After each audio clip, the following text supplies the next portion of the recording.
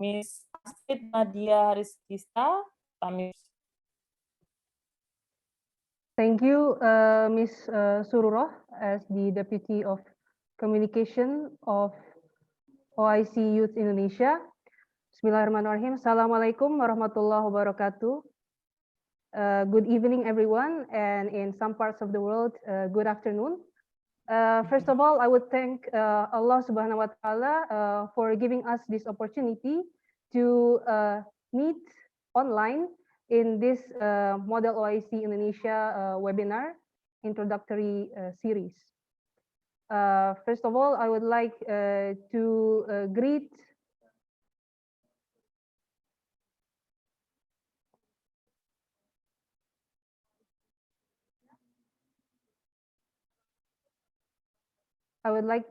our seniors being present here, namely Prof.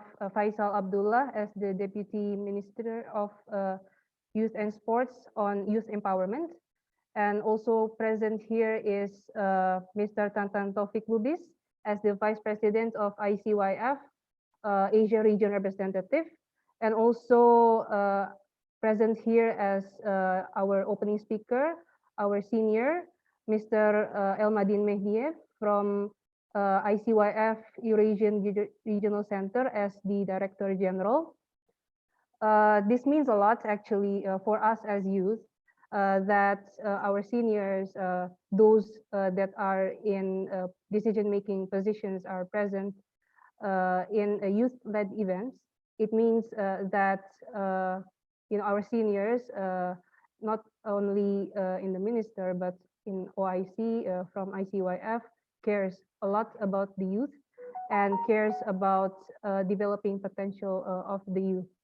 And also present here are our guest speakers from around the world. The first speaker is Ms. Adinda Intan Sakinah. She is also a part of our Youth Council of Indonesia. She was active from her high school years, actually, in the OIC Youth and active in various events by Ministry of Youth and Sports. She's currently studying her undergrad in Kazan Federal University. I call her a child prodigy because of her merits and achievements at such a young age. Also beautiful like me. And the second speaker is Mr. Rosli Fad. He was one of the participants of Doha OIC Youth Capital 2019 and one of the chairperson of Model OIC Indonesia held last year in November.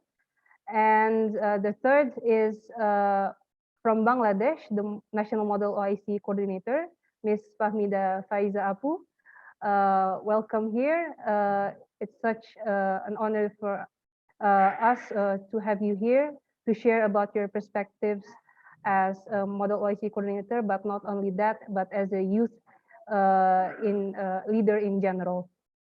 And also the last speaker is our head of academics and research of Model OIC Indonesia national team, Mr. Madhyasta Budi Pradana, who has always been active in giving input on how to better representation of youth in our activities. With that, the purpose of this webinar, this is the third session.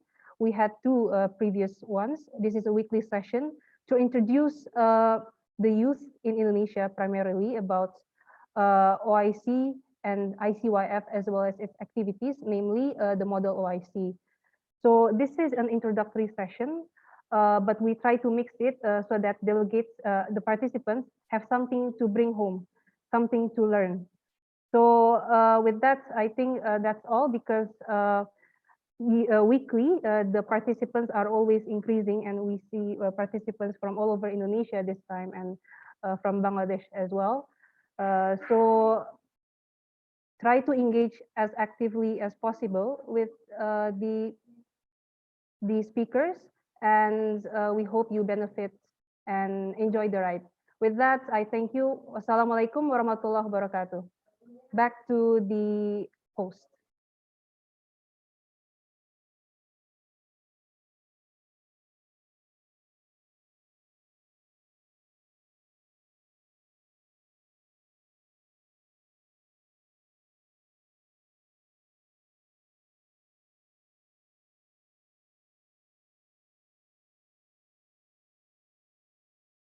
Effendi, time is yours.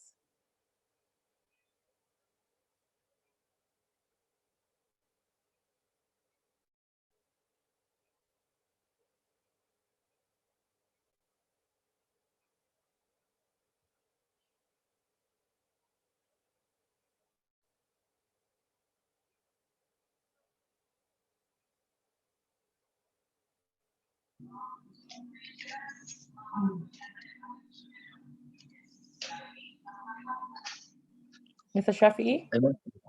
Yes. Bismillahirrahmanirrahim. Yeah, time is yours. Assalamualaikum warahmatullahi wabarakatuh. Waalaikumsalam warahmatullahi wabarakatuh. Thank you for all of the online panelists. May Allah gives us health as always. Amin. My Honorable Prof. Faisal Abdullah, my brother Elmadin Madiev, thank you. Adinda Intan, and then Famida Faiza, my friend from Bangladesh, and Madista Budi from Head of Research and Academic MOIC Indonesia, and all of the online panelists. We are from OIC Youth Indonesia, do and play many activities from the beginning of this pandemic, because according to our opinion, we are as youth must give optimism, not pessimism. I'm going to start from the quote of John F. Kennedy. Crisis always brings use a lesson. What we have to do is to choose to be a player and take a role, or think that we are a victim and blaming condition. According to my opinion, Islamic youth must have take an action. We must be a contributor, contribute in giving positive thinking, contribute in giving brilliant ideas, contribute in a running organization. So we must be make the run of organization. So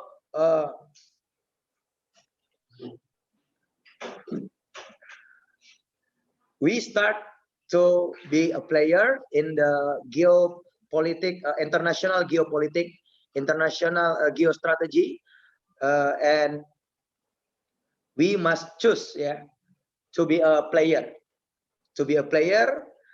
and take a role from the growth of Islamic, especially youth Islamic in the world. Thank you, moderator.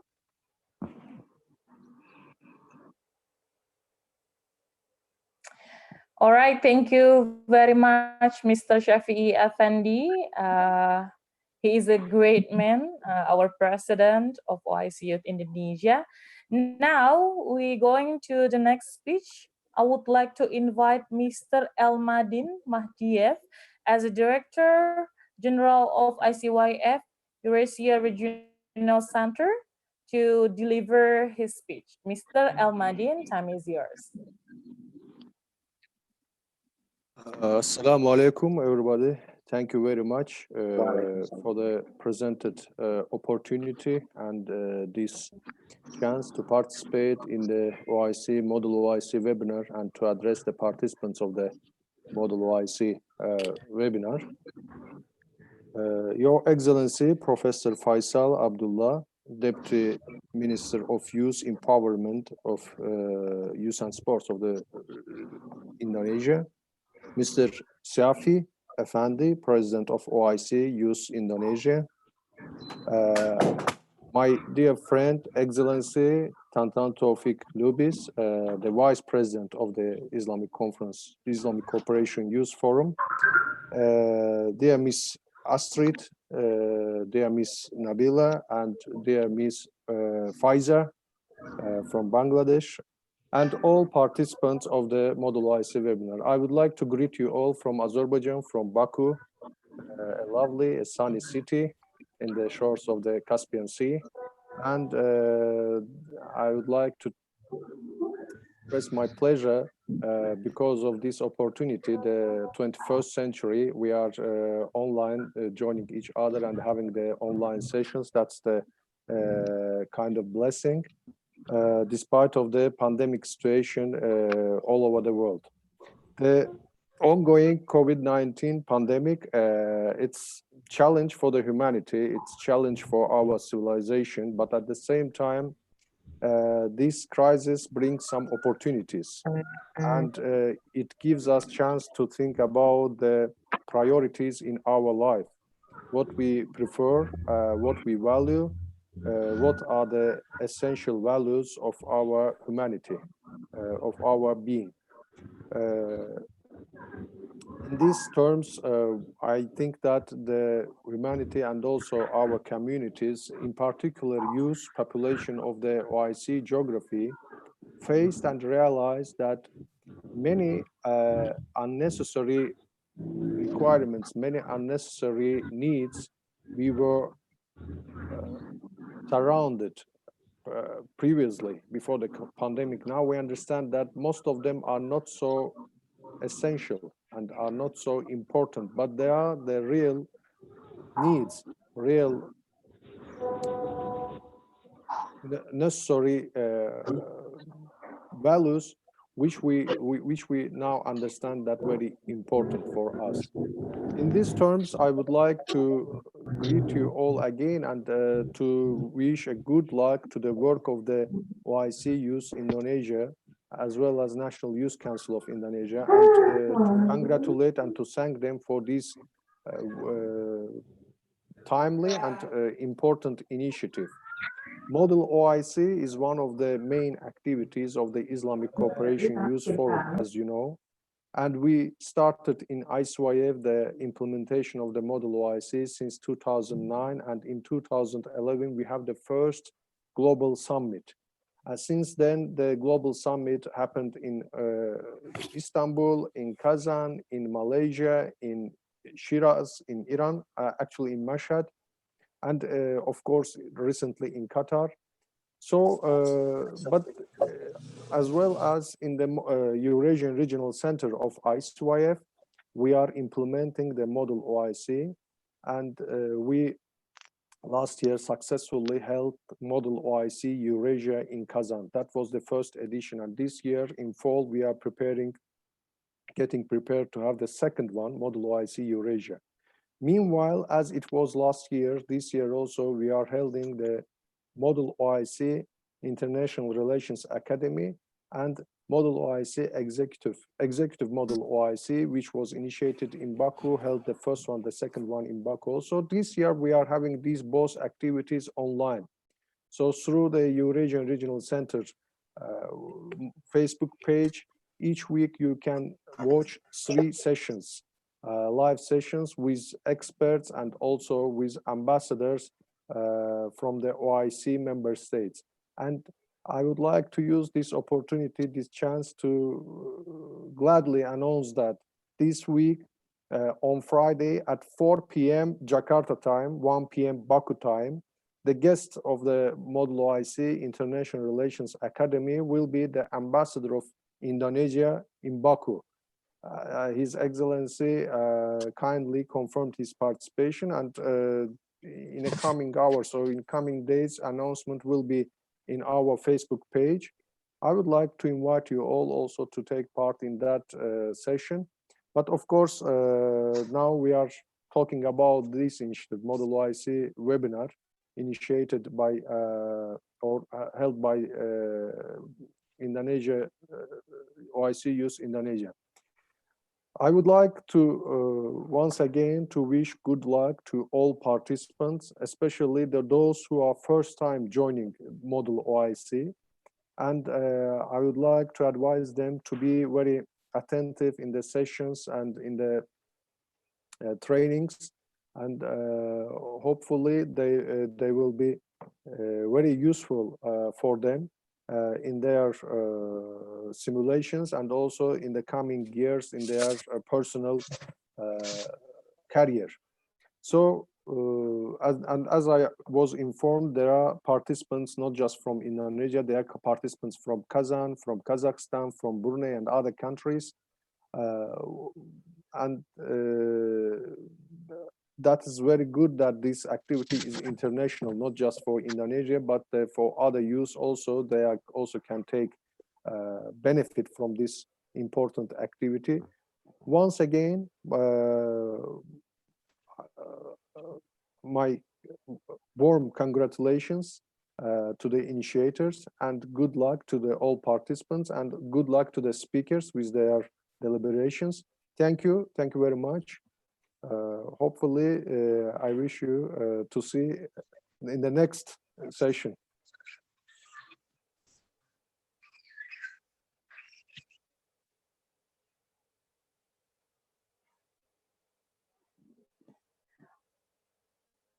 All right, thank you very much, Mr. Elmadin, as a Director General of ICYF Eurasian Regional Center, for your speech. And we're going to the next speaker for this opening speech. I would like to welcome Professor Faisal Abdullah as a Deputy Minister of Youth Empowerment, Ministry of Youth and Sport, Republic of Indonesia. And Professor Faisal will be deliver his speech in Bahasa. So I would like to welcome also Ms. Astrid as a translator for this session. So Professor Faisal Abdullah, time is yours.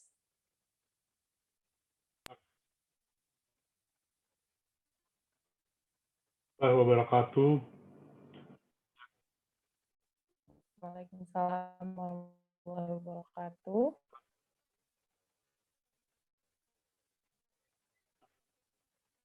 Apik.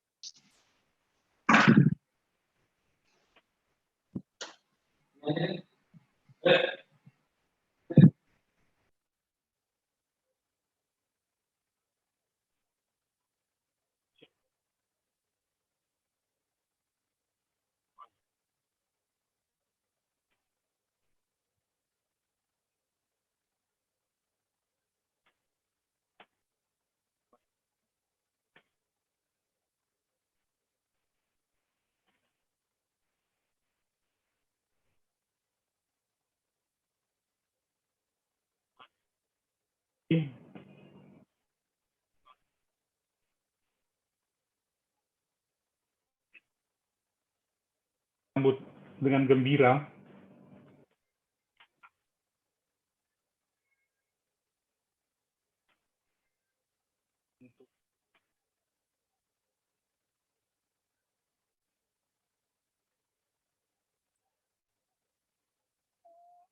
Okay, due to the signal.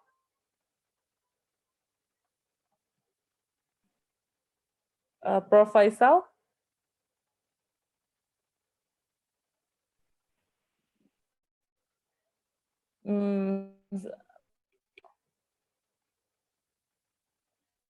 Prof. Faisal, ya silakan untuk memberikan kata sambutan, kami persilahkan.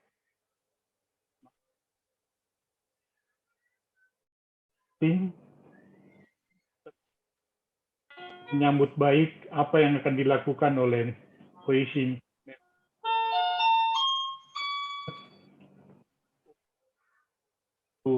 kegiatan melalui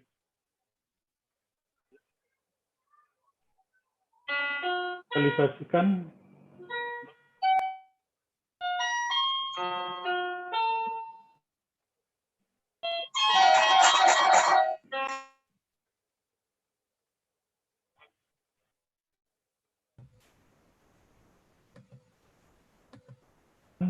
dan juga mengenai pandangan visi dan misi daripada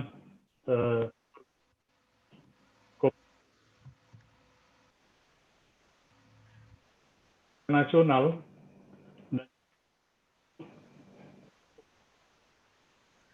Prof, suaranya putus-putus, Prof.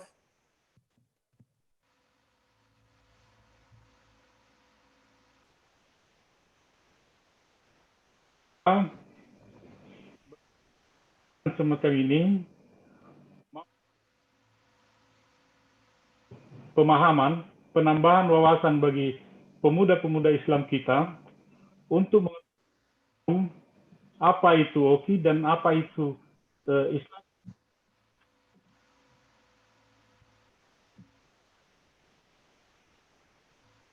Satu bagian daripada organisasi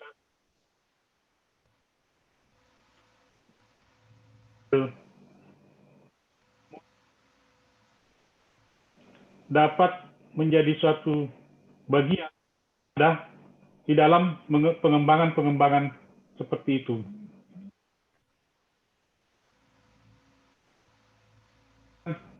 Sampai saat ini masih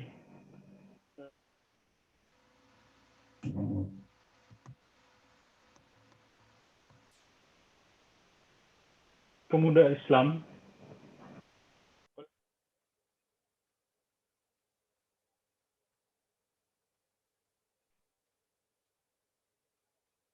independen menjadi pada pengembangan pemuda itu sendiri. Ya. Dan mudah-mudahan apa yang menjadi harapan organisasi ini dapat terlaksana dan terwujud ke depan.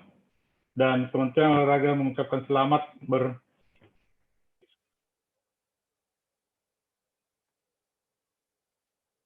wabarakatuh. Waalaikumsalam warahmatullahi wabarakatuh. Thank you very much, Prof. Faisal Abdullah, for your speech. All right, Miss Astrid, could you please to translate it?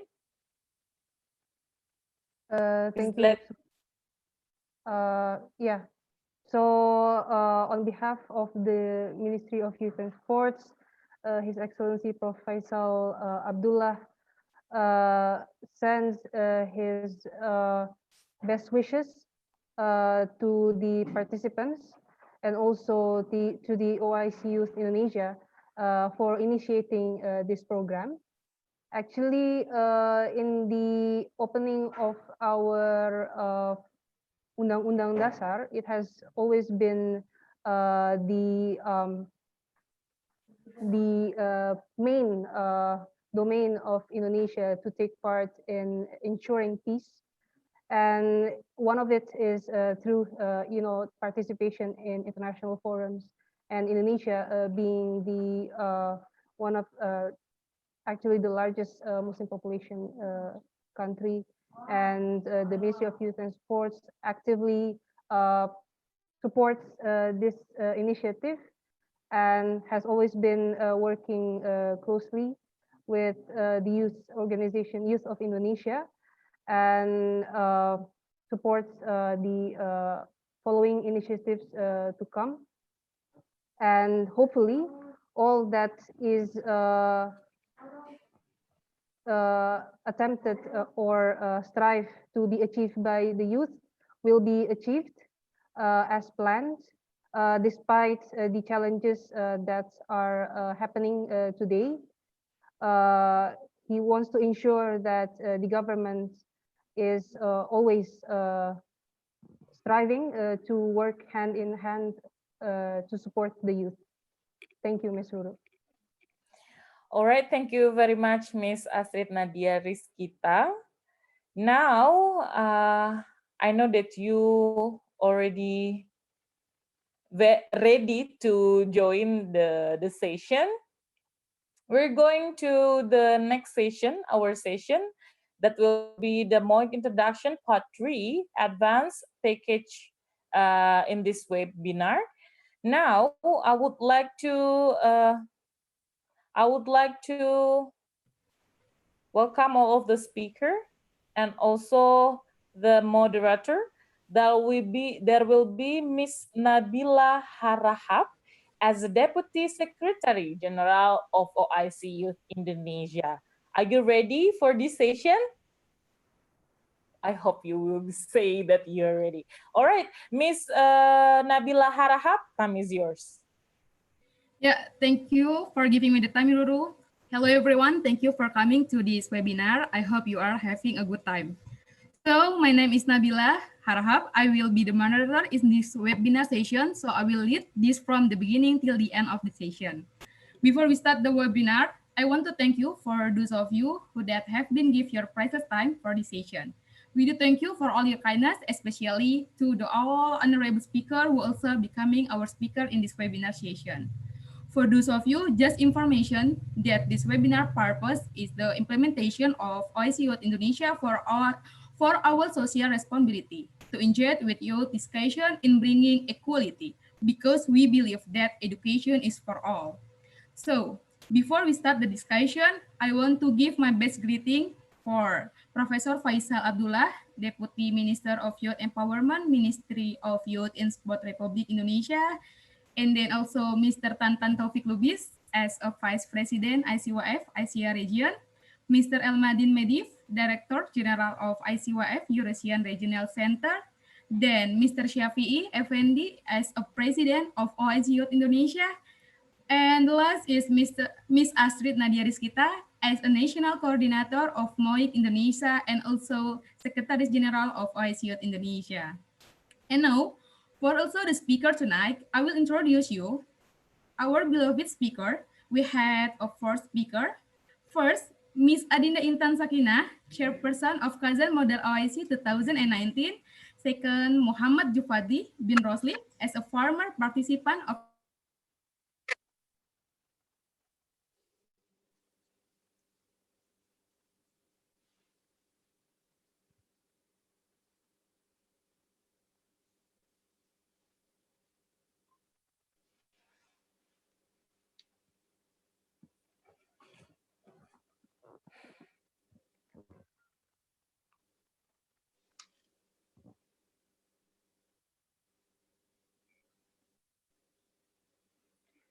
Nabila, Miss Nabila, hello?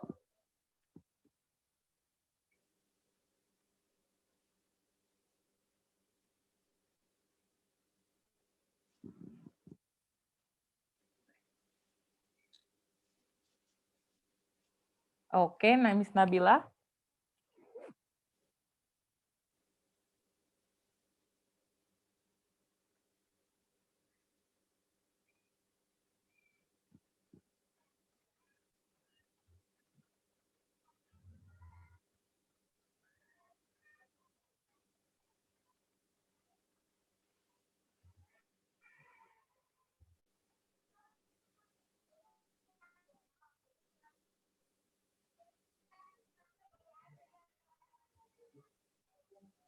All right.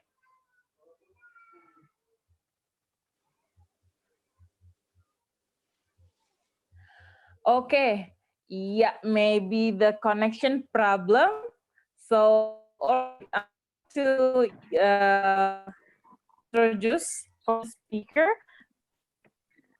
All right, we have Mr.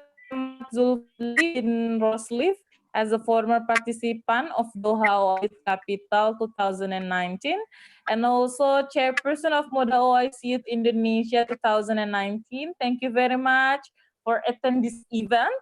And also the third, I have Miss Fahmida Faiza, MOIC Bangladesh Country Coordinator. Good evening.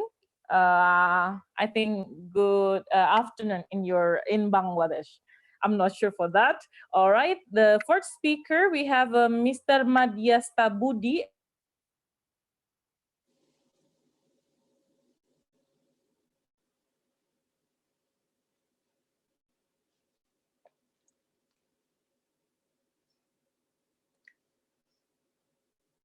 All right.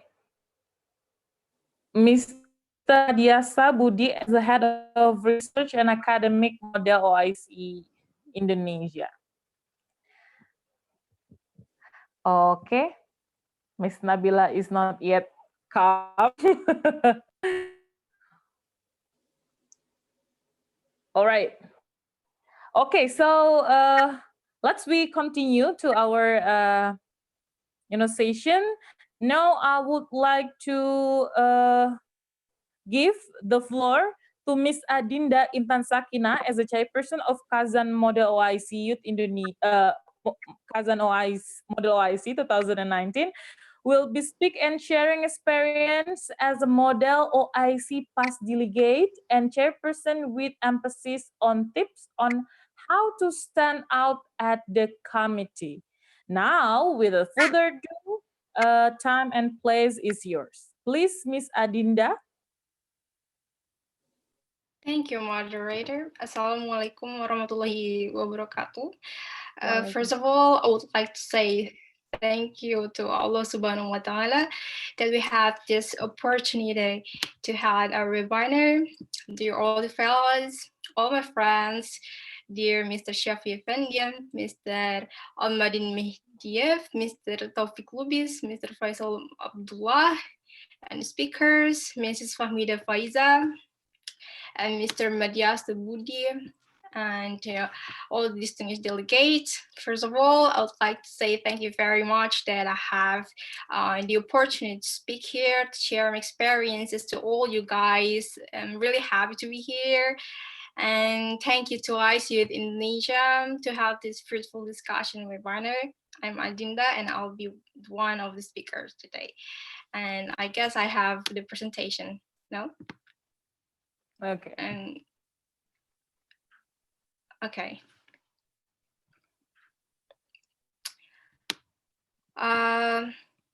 Let me introduce myself first. My name is Adinda Intan Sakina. I'm a student of International Relations of Defense Studies and International Business at Kazan Federal University, Republic of Tatarstan, Russian Federation. I got a scholarship from Russian government to pursue my bachelor's degree, and this is my third year here in Russia. I don't know exactly how many times I participate in kind of model simulations, but I started my journey as the model delegate since I was in second year of high school. It was Mustafa Model United Nations, maybe you guys know. Okay. And also, since 2016, I already participate in OIC Indonesia, so I feel kind of close and like a family with you all guys who are represented in OIC organizations. You all guys must be know OIC, right? Organization of Islamic Cooperation, which is, which in 2016, when I was 16 years old, I was really want to participate in summer camp in Turkey, Antalya. It was the event from ICYFDC, but my application was rejected because I was underage at that time. I was 16 and the minimum of age is 18. I was a bit disappointed. Why 16 years ago we kind of want to participate and willing to got rejected because, the age, and for me it doesn't make any sense, right?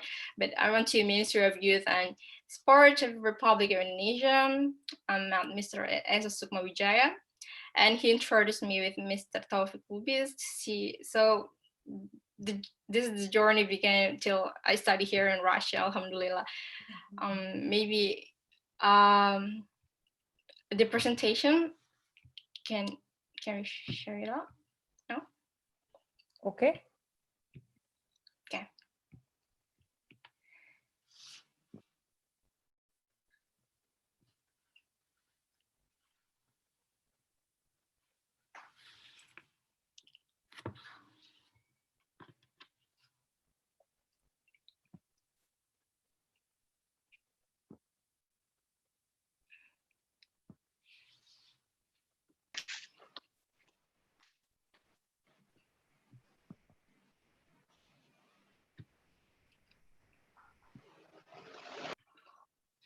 Well, anyway, guys, here in Russia is we are a bit more scared about the coronavirus, because we are in the top 10 of the biggest number of cases of coronavirus is almost like 40,000 coronavirus cases in Russia. So it's a bit complicated, it's a bit dangerous, you know. I hope you guys all stay safe and stay healthy, kind of thing.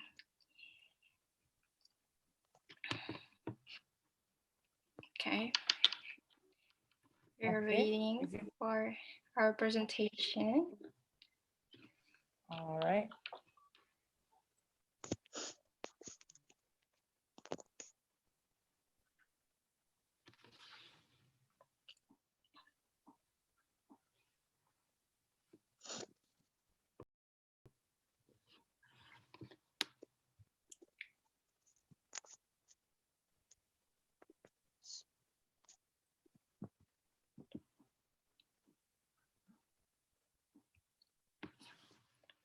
Is it still loading? Okay.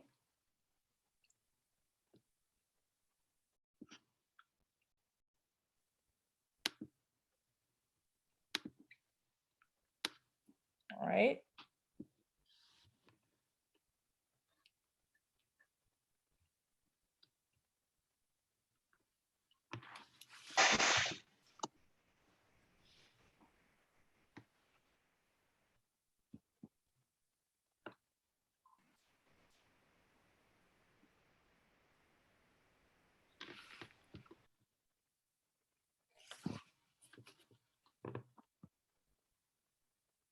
Miss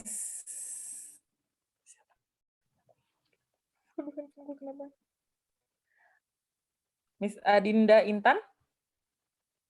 Yeah.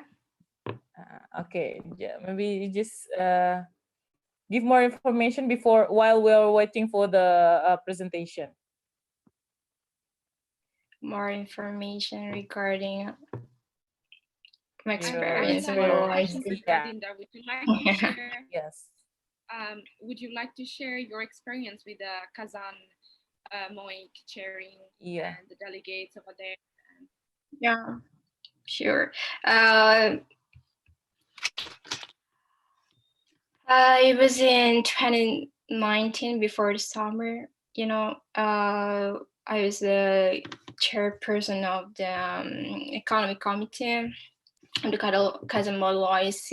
It was okay. The presentation. Okay, we will talk about it later because. Okay, don't worry. Okay. Wait a minute. Continue for the presentation. Okay. But I have a slide for that. Oh, okay. Okay, we can start. Oops. Yeah. I see nothing. Sorry. Yeah, this is the problem of us online sharing, but it's okay. Okay. Yeah, I was chairing for the model as a model IC in 2019. But it's only for Russian and for the CIS countries. It was not for all the OIC countries, unfortunately, because it was the first time. And after that, we also have another Kazan model IC in the same year. And that's for international OIC countries, so that's for international participants. So I was chairing for the economic committee in the Kazan model IC. We have two languages. It was in English, it was in Russian as well. So because, you know, there's not a lot of Russian people can understand English very well. So we decided to conduct our model in Russian as well. So that's kind of bit interesting in Russian. So okay, can we just start our presentation? Yeah, it's still loading, I think. Or maybe.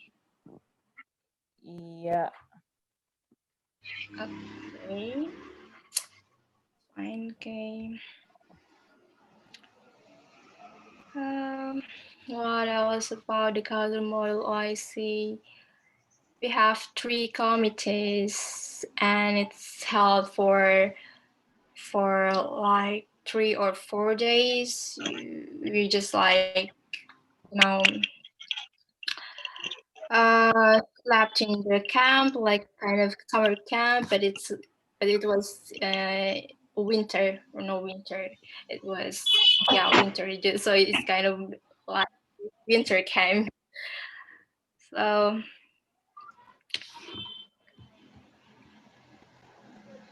do you have special memories and like most ambitious delegate and stuff? Yeah, of course, we do. The most ambitious delegates. Yeah, it's kind of interesting, you know. People, especially people here in Russia, they are a bit aggressive than Indonesian people for me. So they're like debating, like speaking. So they're all ambitious for me. Okay, or maybe we can just start. Yeah, because into I the think topic. it's Okay. problem with this, you know. Okay, it's fine. Okay. There's a lot of interesting activities that students can do, but you know, not not offer cognitive skills and experience that Model YC does not. You know, only will students learn critical skills and grow their academic resumes. They will also have fun in the process. So here, the reasons of why Model OIC is the best thing to do today. The first is learn essential skills. I opened my own presentation here. There are so many skills that students will learn from Model IC that will help them in the future, of course. These skills will be valuable long after Model IC conference. Skills like public speaking, research, interpersonal strategy, and critical thinking are just some of the skills that you get from the Model IC, not Model IC, but for any simulation model, any simulation conference as well. And and next is about to learn about a global event. Okay, we got this. Maybe we can just jump into the fourth slide. Okay, to learn about global events. In Model YC, students will learn pay attention to global events, and that's really obvious. Their knowledge base will grow as they understand global news and determine how it affects them. And another benefit that you will get from Model IC is travel to another OIC countries. Many people have never left their home countries. Some of them don't even leave their city or state as part of the institution delegation. Model IC will give you the best opportunity to travel to places you never thought you would. And you will make friends internationally as well. And that's the most important thing. Most people grow up with friends from their area and places they regularly attend. Jobs, school, vacation places, and you know, and in ever increasing global community, knowing people in other countries will be valuable. It is even, you know, more valuable when you share interests and have joint experience. Model IC to connect over. So maybe we can jump up to the first slide, I guess. Yeah. Okay, next first slide. Next, okay.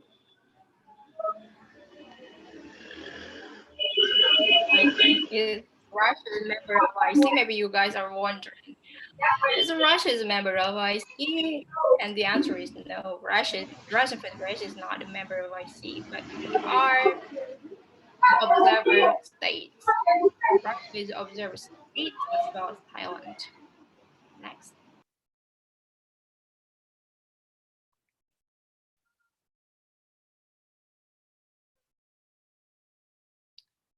Next. Next.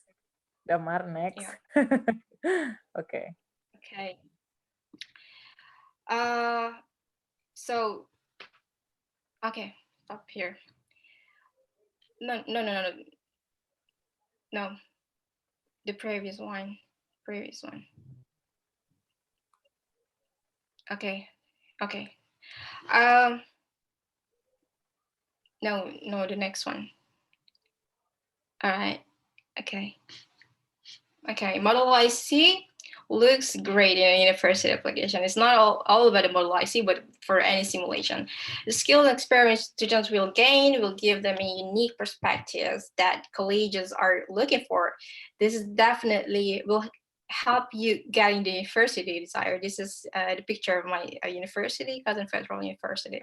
The sixth is understand other cultures. By truly getting into these shoes of diplomats and embodying their values, Model IC, gives a unique opportunity to be exposed to other culture, and that's really great, right? And that's really great opportunity for us.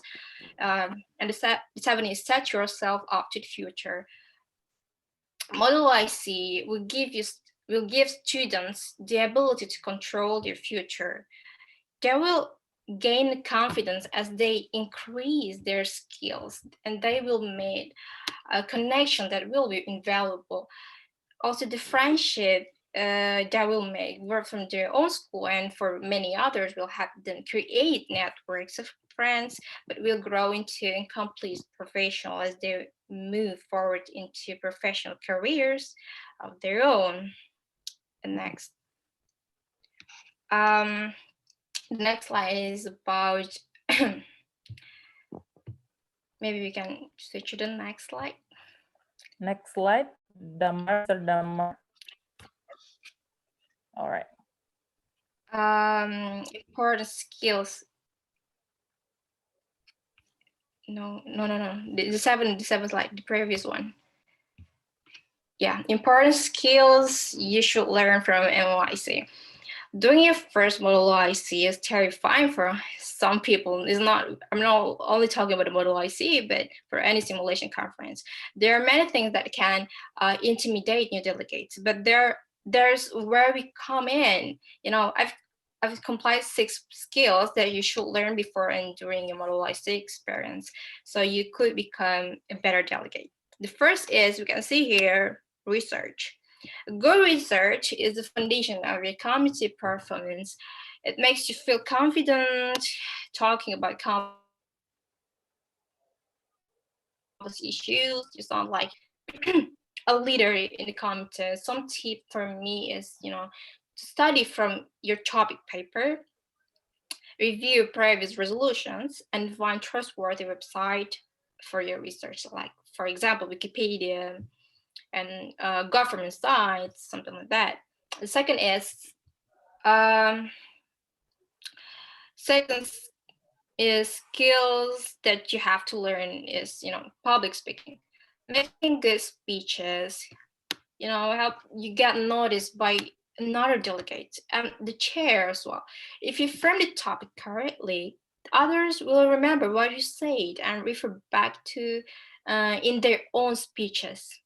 The tip is, frame the topic, explain your counter policy, and propose potential solutions.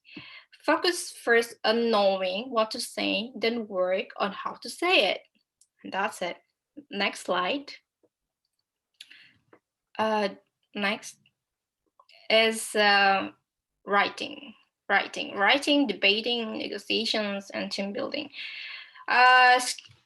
The third skill is writing. Writing a solution is where the real work gets done, and it's also the most difficult part of committee.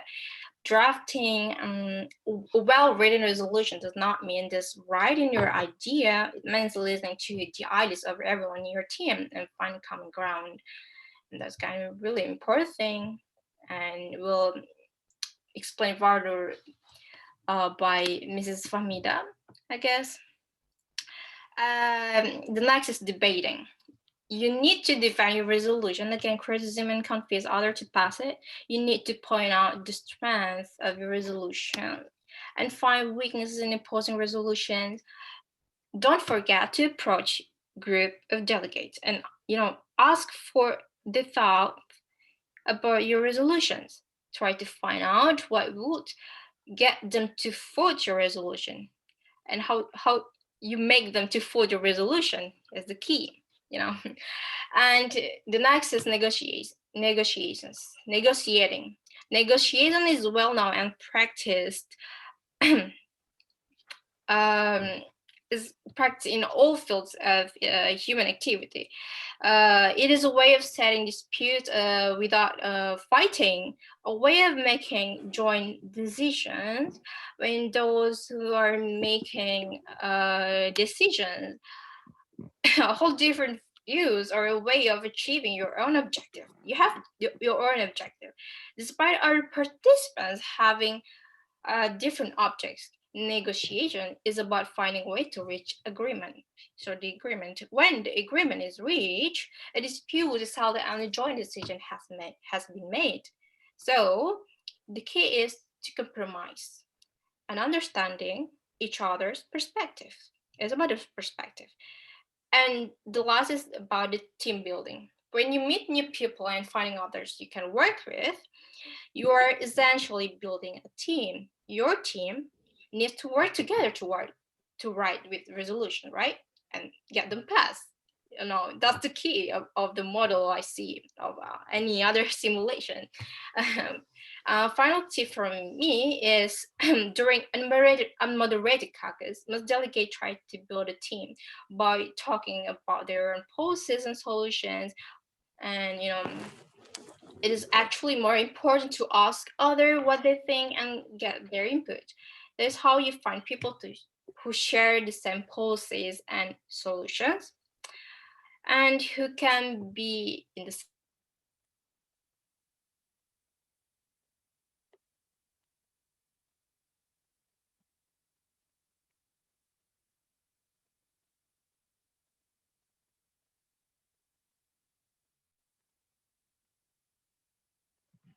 this. Okay, I just want to continue.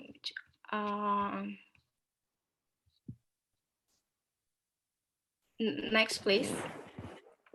Okay, continue my speech. And there are a lot of newcomers who are hesitant to speak in Model OIC, of course, in Model UN, of course. It is not required to speak in Model OIC or in a simulation conference, but you should speak. You have to understand that the very first point of MOIC is to discuss and debate. You have to interact with other countries at some point. Now, there are two ways to talk in MOIC. And the next is, I got to show you the MOIC terms that you have to know if you want to join Model OIC on the list. The first is moderated caucus. The second is unmoderated caucus, and the general speakers. Moderated caucus is a debate format that allows delegates to make short comments on a specific sub-issue. That's the formal debate. The delegates who are interested in speaking will raise their placards, and the chairs will call on delegates to speak one at a time. The first way to talk is a moderated caucus. It takes place a regular session when the chair will offer more flexible interaction between the delegates. Yeah, delegates are free to address the committee without being added to the list of the speakers. They can also ask questions and comment on the issue without comment on the issue without without being added to the list of speakers. They can also ask questions and comment on an issue within a provided speaker's time. Chairs can limit the number of times a delegate can speak, so it is generally more efficient than the regular formal debate. Yeah. The second one is moderate caucus. Sorry, there is Russian words there. It's a debate formal in which delegates can leave their seats to go and talk to the other field and informally. The section is also frequently used by the delegates to find allies and work on draft resolution. It's an informal debate where delegates are not required to remain seated. It's vice versa with the moderated caucus, where moderated caucus is a formal debate and unmoderated caucus in informal debate. You can walk around the room and negotiate our positions are negotiated. Our working papers on draft resolution are coined. After the time provided for the caucus among the moderated caucus is over, the delegates return to sit and the formal debate goes on. And the next one is general speakers. The general speaker is, we're gonna make a general speaker list. It usually takes place in at the start of committee session. A motion is passed by the delegate itself, and the delegates who wish to speak raise the placards. And the general speaker list should briefly describe the importance of the issue to you and the world and how urgently it needs to be taken off. So briefly describe to your counter stance on the issues and what you think is the root is, cause for the issues at hand. Next slide, please. Okay. Well, talk briefly about your country's initiative on the issues, such as what they have done over the years to tackle it, or what they're planning to do in the near future. And in a positive note, something like, we hope that this conference of the all member cities will bear fruit in one form, of a solution of the grave issues we're currently facing. So this slide, we can see this position paper, working paper, draft resolutions. Position paper, posizione document. Position paper presents an arguable opinion about target issues. It means to convince the audience that the opinion presented is valid. Therefore, you need to arrange your paper in perfect lemon composition, topic, argument, and the organization of the paper. The next is working paper, рабочий document. A working paper is the precursor of resolution. Thus, they act as an introduction to draft resolution, is a pro-draft resolution, which brings us to the last and our list. The next is draft resolution. The draft resolution is the final resolution. It's a written suggestion in addressing specific problems or issues drafted by delegates and voted by the committee. So it's pretty much the final result of discussing, writing, and negotiating. And next, please. Yeah, so what the matters of the model itself is about to create the draft resolution. Above all the discussion, writing, negotiating, all the effort that we are already made. So did you know what actually the #1 fear in America is? Public speaking. Okay, you can see Putin here. On the other hand, Boston survey, Russians mainly fear the threat of war and inflation. As you can see, the American is afraid of public speaking. That's really interesting fact.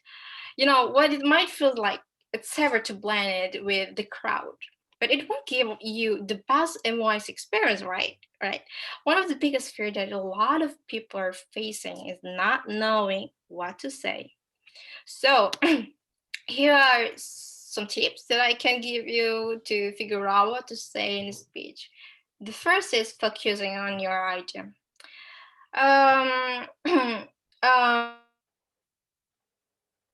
Most people try to say too much in a single speech. Typically 1 minute or less. Yet most people try to run through a laundry list of 5 minutes, but no single thing.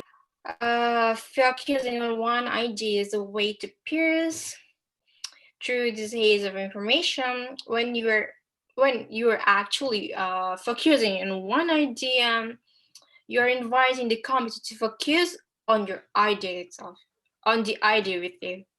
The challenge is to pick out one idea from this very mass of possible things of and to speak on what the idea you get. So that's the important thing. And use the framework as well. You got to use your framework. After you've decided what idea you want to focus on, build a framework around it. Break down your one idea into a specific number of bullet points, structures each, so that's it's logical and organized. And we gotta make a persuasive method. Persuade. Don't just describe it, but you gotta do it. Action. Most delegates spend too much speaking time reciting facts instead of arguing on the point. This is commonly found in opening speeches that feature statistics and stories related to the committee's topic, right? This might, serve a good introduction. Other delegates and the DAI staff already have this information in their research. They already have it. They don't want to hear from your ideas and what to do about the problem and why. Next slide, please.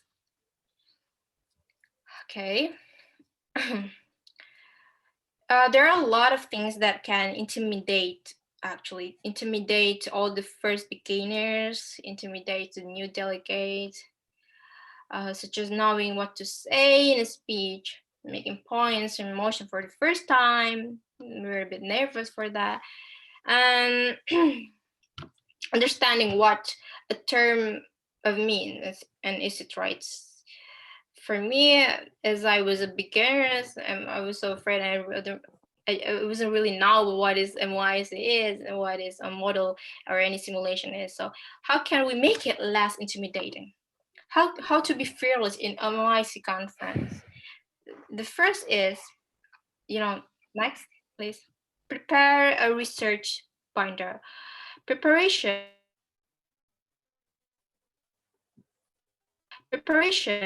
is everything.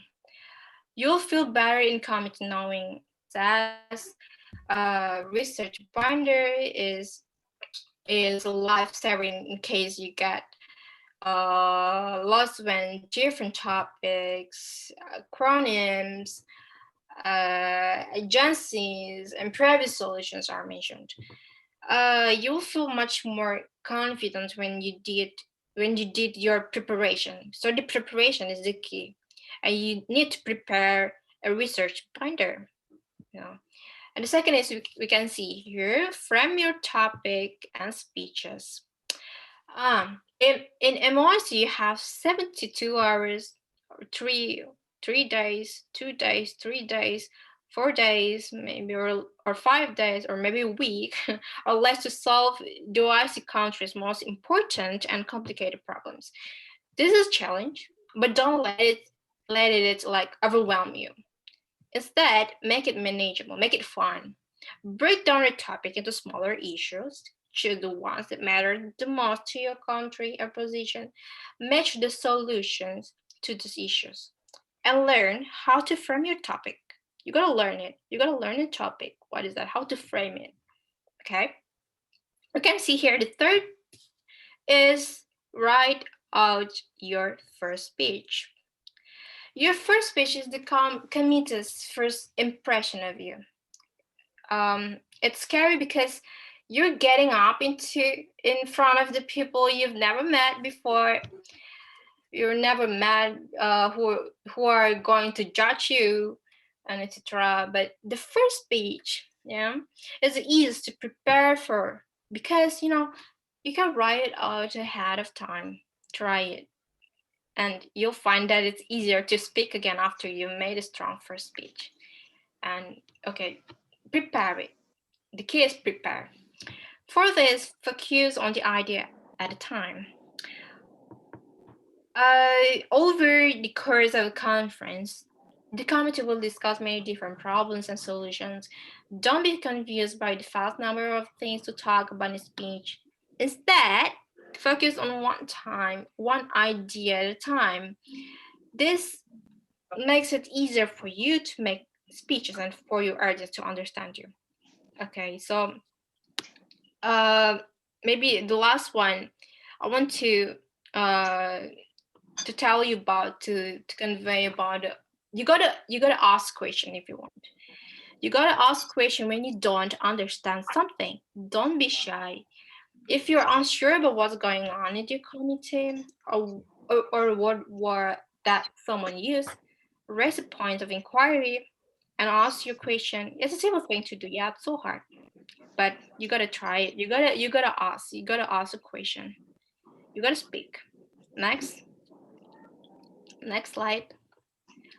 About regarding the question, it's a simple thing to do. Yeah, most people don't want to admit that they don't know something, but asking a question is the first step to face your fear and MOIC and becoming a better delegate.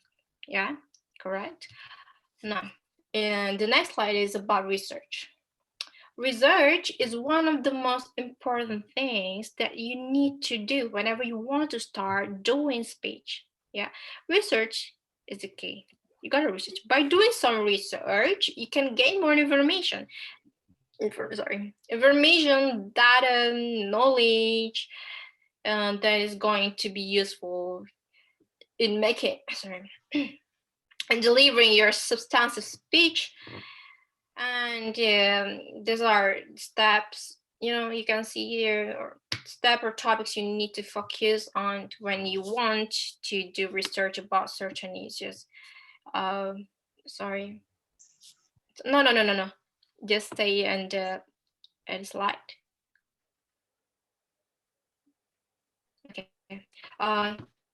Physical geography, politics, government, history, economy, trading partners, allies or enemies, the enemy of the country or issue that will be discussed, and international relations, last but not least. The topic is, the next step of the process is to gain a deeper understanding about the topic that is going to be discussed, right?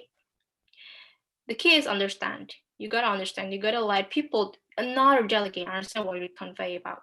Those are some steps to do so. Define your topic. This means you have to This means you have to clearly know what the topic is all about. Deepen your understanding by identifying the key terms and the key question. You can start by answering the question of how, what, where, when, who, and why. Yeah. Learn the history of the topic. Identify possible event that can happen in the future regarding the topic or issue. This can be the solution or recommendation toward the topics. One final tip for me is always use credible sources whenever you do your research, like Wikipedia. And next, we gotta use credible sources in our research, like, for example, Wikipedia, another like government's official site. We can find it easily in the internet. Next slide. We all know that there are a few things we need to master. We need to have more. We gotta more understand about, in order to shine, in order to next. Okay, in order to shine and even win a best delegate award in MOIC. I know you all guys want to be the best. One of those things is delivering your speech. Okay, there are a few key elements that will help you master of public speech. Start set up any the model one, the previous one. First, you must give hand gesture. Okay. To show the audience and also capture the audience attention, you should also make sure to moderate your voice at times to help emphasize your point. And also, you can always it's someone ever know. Like Malala Yousafzai, you can see here, and also another personal is, let's say you have decided on a quote. Now, where do you apply it, and how you make a correlation with the quote and your topic? So that's it. This quote can be the hook of your speech. It will keep the audience interested. How you catch the interest of the audience by your quote. So you can start your speech by the quote, and then continue it with what you have prepared. You may also use it again to recapture audience something, and you can also answer with some saying. No speech is complete without facts, evidence, and statistic to really blow the audience away. One of the things that can benefit you greatly in your audience. You got to involve your audience. Eliminate the word I, you. No, we don't use it in any model. We don't use it in any model I see. Especially we use we use us. Is that this is the best way to make sure that you really connect with your audience, you really connect with another delegates, you really connect with another country by using us, we, instead of I. Miss Adinda? Another great way to, yeah. Your time, 2 minutes time is left. Over? 2 minutes okay. left. Okay. Maybe I just want to say tips for me, maybe. Voltaire once said, don't judge man by his question rather than by his answer. So you gotta know your purpose. You gotta avoid long intros. You gotta keeping your question open, avoid yes or no question unless you are looking to hear yes or no. And question only ask one question each point of information. And only ask essential question and model OIC and any model. And don't interrupt and use something in the answer from your next question. Your intonation is also the most important thing. Also, research, and research. You gotta research more the topic, and you gotta still participate. You gotta have practice your public speaking and something like that. You gotta learn more about facts, evidence, and statistics regarding your topic. And in the model I see, you can try to getting in more of the pork. And with all of these points in mind, surely you'll be in right path to receiving the best delegate. If you want to reserve that information, you'll send. They say, I hope you all guys success and will abundantly future and head in Russian will be. Я желаю тебе успехов и удачи. Thank you very much. Спасибо. All right, thank you very much, Miss Adinda Intan Sakina, for your sharing and also the knowledge, the information that you already given to us. Now, Miss Nabila is already on with us. I'll give the floor to Miss Nabila to lead the forum to going to the next speaker.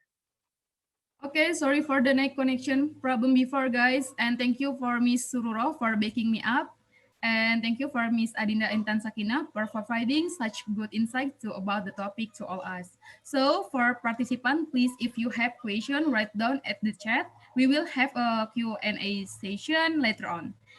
Okay, now for the next speaker is Miss Fahmida Faiza. As a MOIC Bangladesh Country Coordinator, will speak and sharing experience as a model OIC past delegates and organizer, an introduction and how to draft a resolution.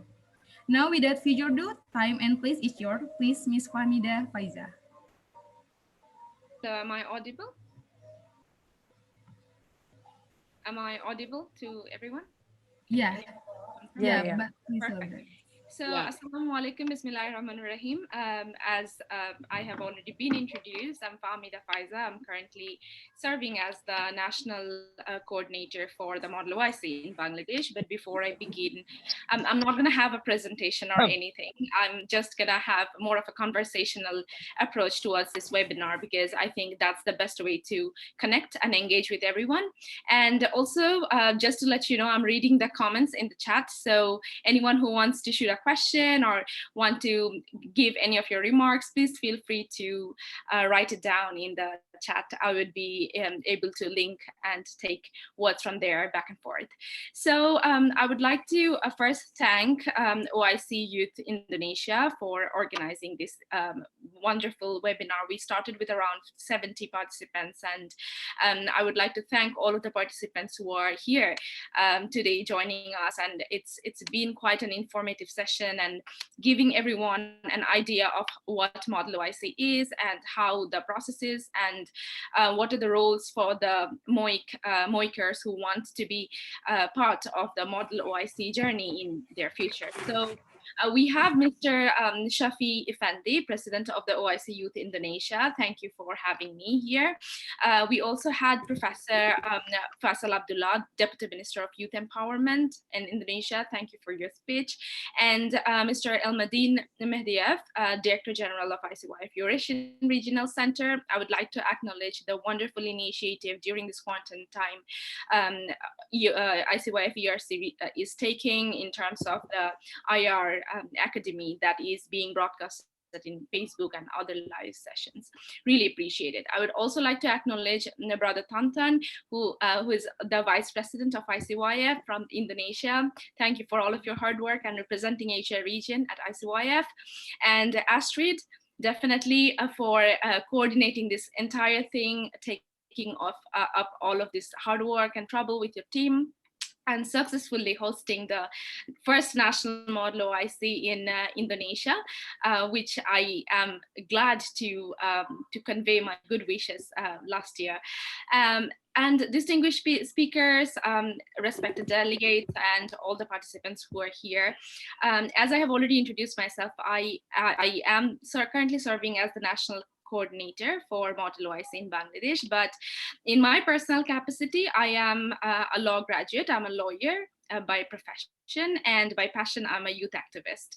So I was born and raised in Bangladesh, but later on, I got my education from UK, and I have just completed my postgraduate degree from UK, and I have started working in the sector of youth policy and advocacy along with the government of Bangladesh, such as the National Youth Policy and the National Youth Council, the establishment of the National Youth Council in Bangladesh, along with the Ministry of Youth and Sports, and in my own individual capacity with other organizations over here. But apart from that, what I feel most passionate about is model simulations, because it's been over 12 years I have been part of different model simulations. It started with Model UN.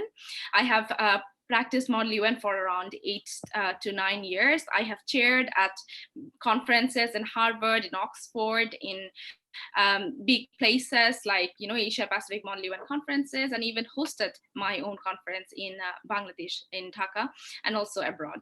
I have also advised a couple of Model UN conferences, especially the first ever Model UN conference of Ukraine, the first ever Model UN of Nepal, and the biggest Asia Pacific festival of science and technology, which happens in IIT Bombay in India. I have also been their advisor for establishing their Model UN program over there. But apart from that, Model UN, I eventually have been part and have been a trainer and a chairperson at other model simulations like Model Commonwealth, Model Parliament, Model OIC, definitely. That's why we are here. And one of the very notable experience of Model OIC that I have had was the executive Model OIC, first ever executive Model OIC, which was taken place at Baku in Azerbaijan. Beautiful country, beautiful city, as I always say. But most importantly, since it was executive Model OIC, it had the participants who are the presidents and the country coordinators, especially the experienced or the advanced level Model OIC practitioners from all around the world. And it was my pleasure to win the Best Delegate Award at Executive Model OIC conference. And I'm glad that Model OIC as a concept, though it started very new, very fresh, and very smaller scale by ICYF, it has started spreading, and we have had successful Model OIC conferences nationally and internationally. And now currently it's my privilege to host the Bangladesh chapter over here. So now, talking of which, as I was being introduced by the host, I have actually not been a Model OIC practitioner in terms of a delegate, but I have been an organizer as well. I have been a chairperson. I have served in every different capacities to share the insights with. So in any case, if you want to have any insight at any later period of time, if you want to ask a question, feel free to shoot me any question or comment. I would be more than glad to help and assist you with. I would like to share the reflection of the previous presentation that has already been shared by the last panelist. I would say, I mean, lots of the things were said that how Model OIC helps you to build a certain number of skills and helps you to become a better public speaker. But how I see Model OIC impacting my life is that it just does not make you a better public speaker or a confident negotiator. It actually shapes you up as a global citizen. Like, you get to meet people and connect with people. Say, for example, I'm right now sitting in Bangladesh and addressing this huge number of audiences worldwide, and this has only been possible because of these kind of platforms. And these are really important because you can literally pick up any skill that you want to improve and work from there. Like, say, for example, you can start working, if you are not a confident public speaker, but you are really good at writing, then probably drafting is your forte. You might find very important contributions while writing your draft resolution, or you might get an award in the committee, not necessarily just have to be an outspoken public speaker, but eventually contributing towards the committee document by drafting a draft resolution. That's exactly what I'm gonna cover up in a couple of minutes. But let me just share with some of the other difficulties that many of the first timers who are joining here might face, that some of the terminologies might sound a little bit difficult to understand, like delegate, motion, agenda, or moderated caucus, unmoderated caucus. Like, what are these concepts and how to have a transition from one phase to another? It's actually a matter of practice, and the more you would get more involved with the Model OIC conferences and the simulations and the practices, the more you will get to learn. So I'm not going to use such difficult words. I'm going to make a very easy and simple way of explaining the things, because I understand, though this is supposed to be an advanced one, but most of the participants here are just beginning their Model OIC journey. So I would try to be as simple as possible. There was a question that what's the difference between chairing in Model UN and Model OIC. I would be actually covering everything later on, but let me just get to the fact that the previous speaker has already said we discuss and talk about certain global agendas or issues. We have debate and discussions during the committee sessions, during the moderated and unmoderated caucus. So what I'm going to cover is actually the gist of the model OIC simulation. What happens after 1 or 2 or 3 days of simulation? What do we do after all of these debate, discussions, and deliberations? We actually try to compile all of the ideas and all of the discussions that has been brought in the table in one document, and that is called resolution. So before resolution gets passed, by passing, I mean that at least 2/3 of the delegates or 2/3 of the member states present in that room has to support that resolution, has to support the document to become a resolution. So before the resolution comes the phase draft resolution. So the draft version of the final resolution is the ultimate goal that we are trying to achieve, to combine all of the ideas and all of our thoughts and discussions and debates, whatever was the outcome. We try to jot down everything in a formalized manner, and so that it gives the whole perspective that what actually we have discussed and what actually we are trying to achieve from this particular topic or from this particular perspective in a global manner. So to cover that up, before going to the draft resolution comes the point where we discuss about working paper.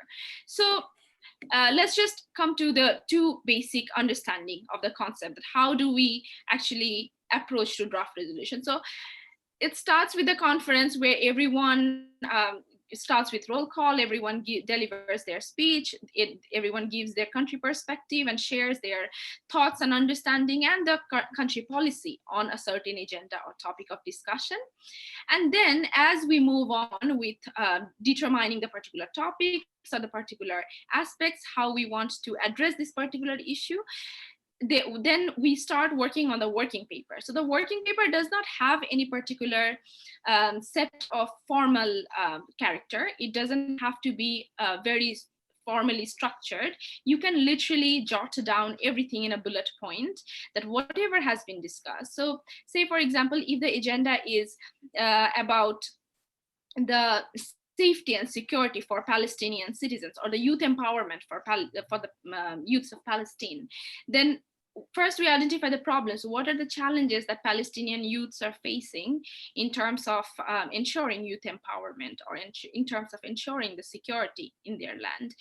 Every country comes and makes an intervention on the floor talking about what they think Palestine or youth are currently facing. And then as we transition, we try to talk about how the countries all around the world can propose solution towards this problem. So every country comes up with their perspective and also share how they can have a regional or a global approach to solve this problem. So now all of these problems and solutions has been discussed, and all of them has been initially written in a working paper. Now the work of the draft resolution is whatever has been discussed and shared in terms of working paper is going to be formalized and structured in a specific manner, in a specific character, in a specific language in draft resolution. By that I mean, in a draft resolution, you have to identify in the first part of the draft resolution, which is called the heading, that what committee are we in, which agenda are we discussing, what are the countries which are the sponsors and the signatories. And now, again, this may sound a very alienated concept if you are very new to Model OIC, that what are the sponsor countries and what are the signatories countries. The sponsor countries are necessarily the countries who make the proposition of these document or of all of these discussions or all of the clauses that has been discussed in the draft resolution.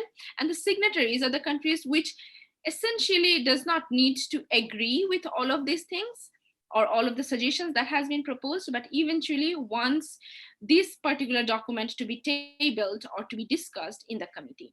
So sponsor, there is no set limit of the number, or how many countries can be sponsors or signatories. It depends.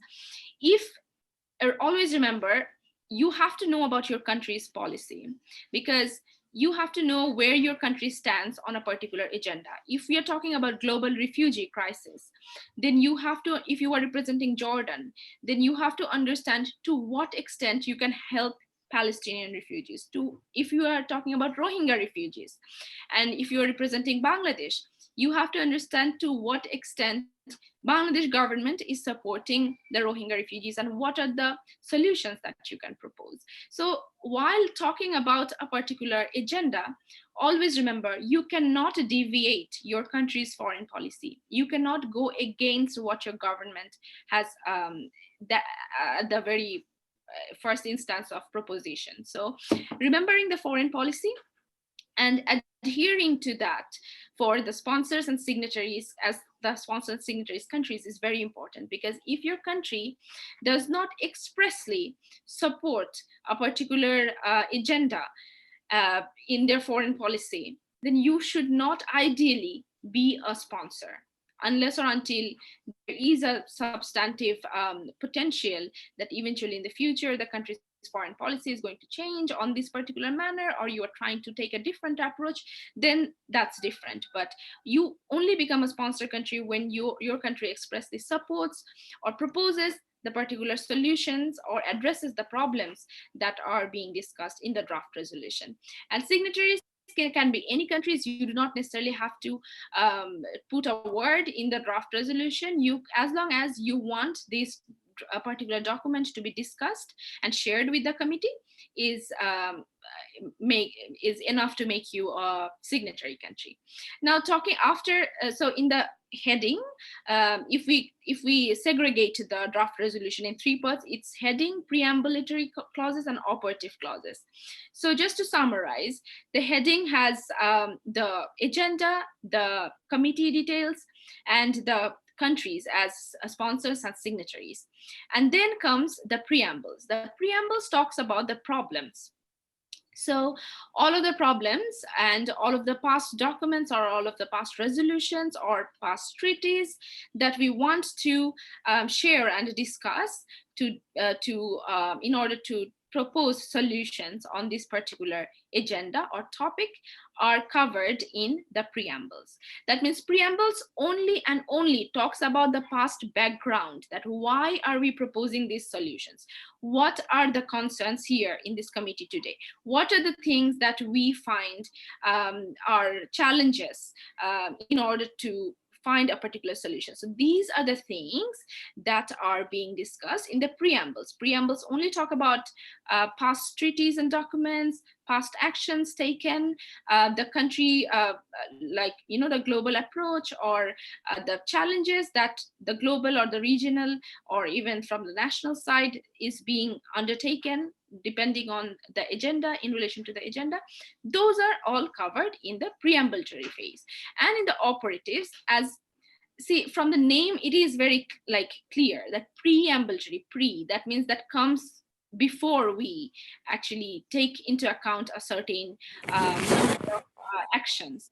And the operatives means anything that you want to be operational, right? So anything that you want to see in action, any action that you want to take, any call for action, any particular agenda that you want to be implemented in a certain country or in a regional capacity, that is what we talk in the operative clauses. So usually the preambles are very shorter in nature and operatives become more detailed, because when you suggest a certain solution, you always have to think of what are the institutions, what are the OIC institutions that are gonna take care of this particular solution. So say, for example, if you're talking about youth empowerment and fostering the educational and cultural aspect for the youth, then you might talk about ISESCO, which is responsible for the education and cultural aspect of within the OIC system. Then you talk about a particular organization like ISESCO. If you are looking for a particular fund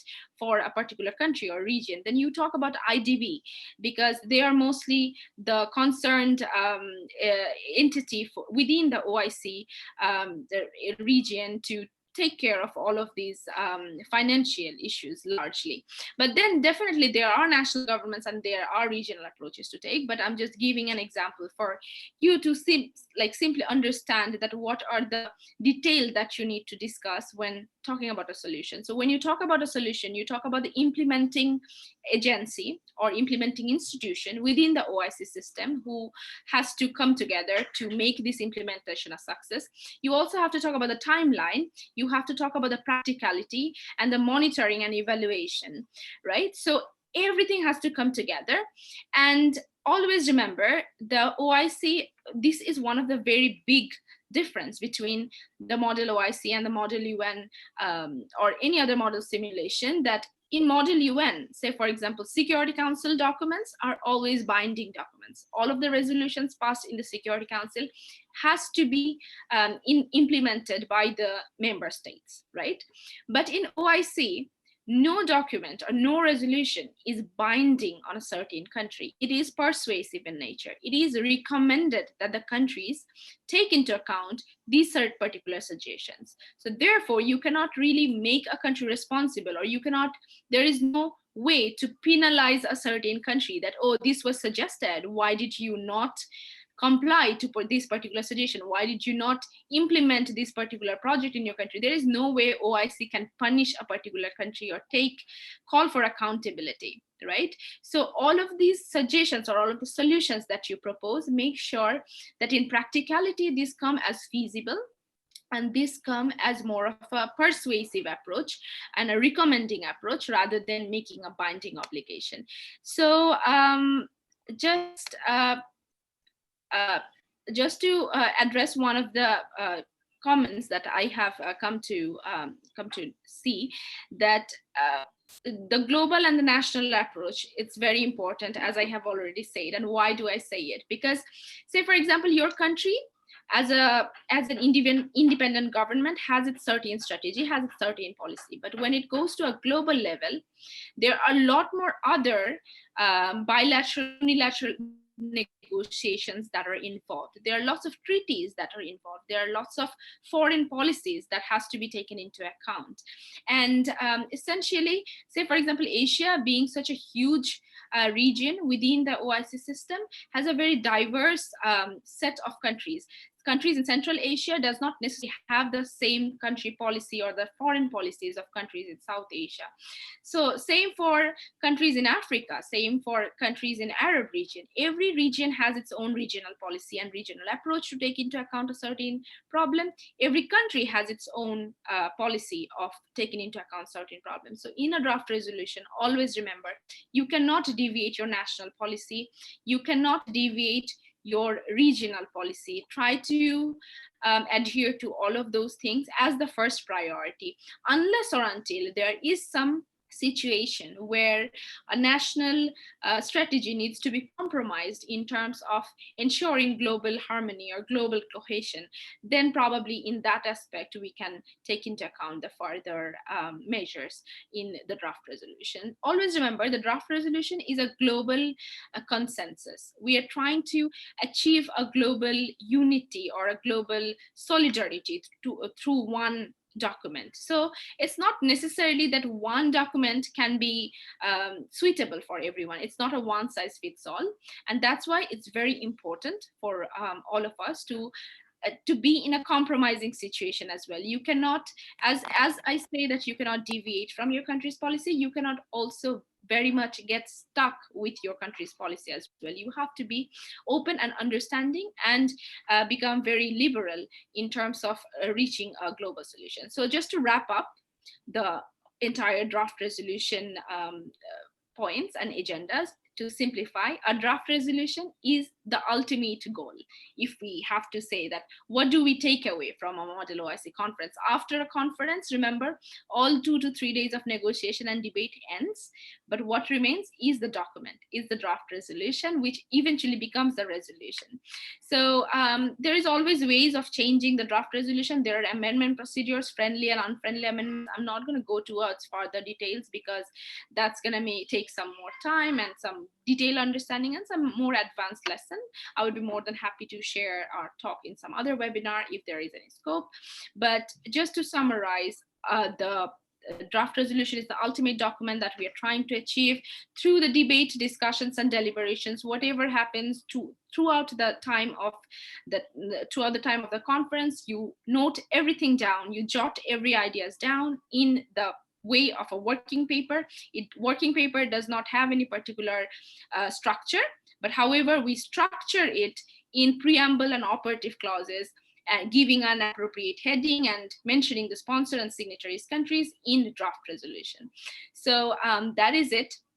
To summarize the concept of draft resolution, I don't know how many minutes am I left with. If anyone could share with me, then I would approach accordingly.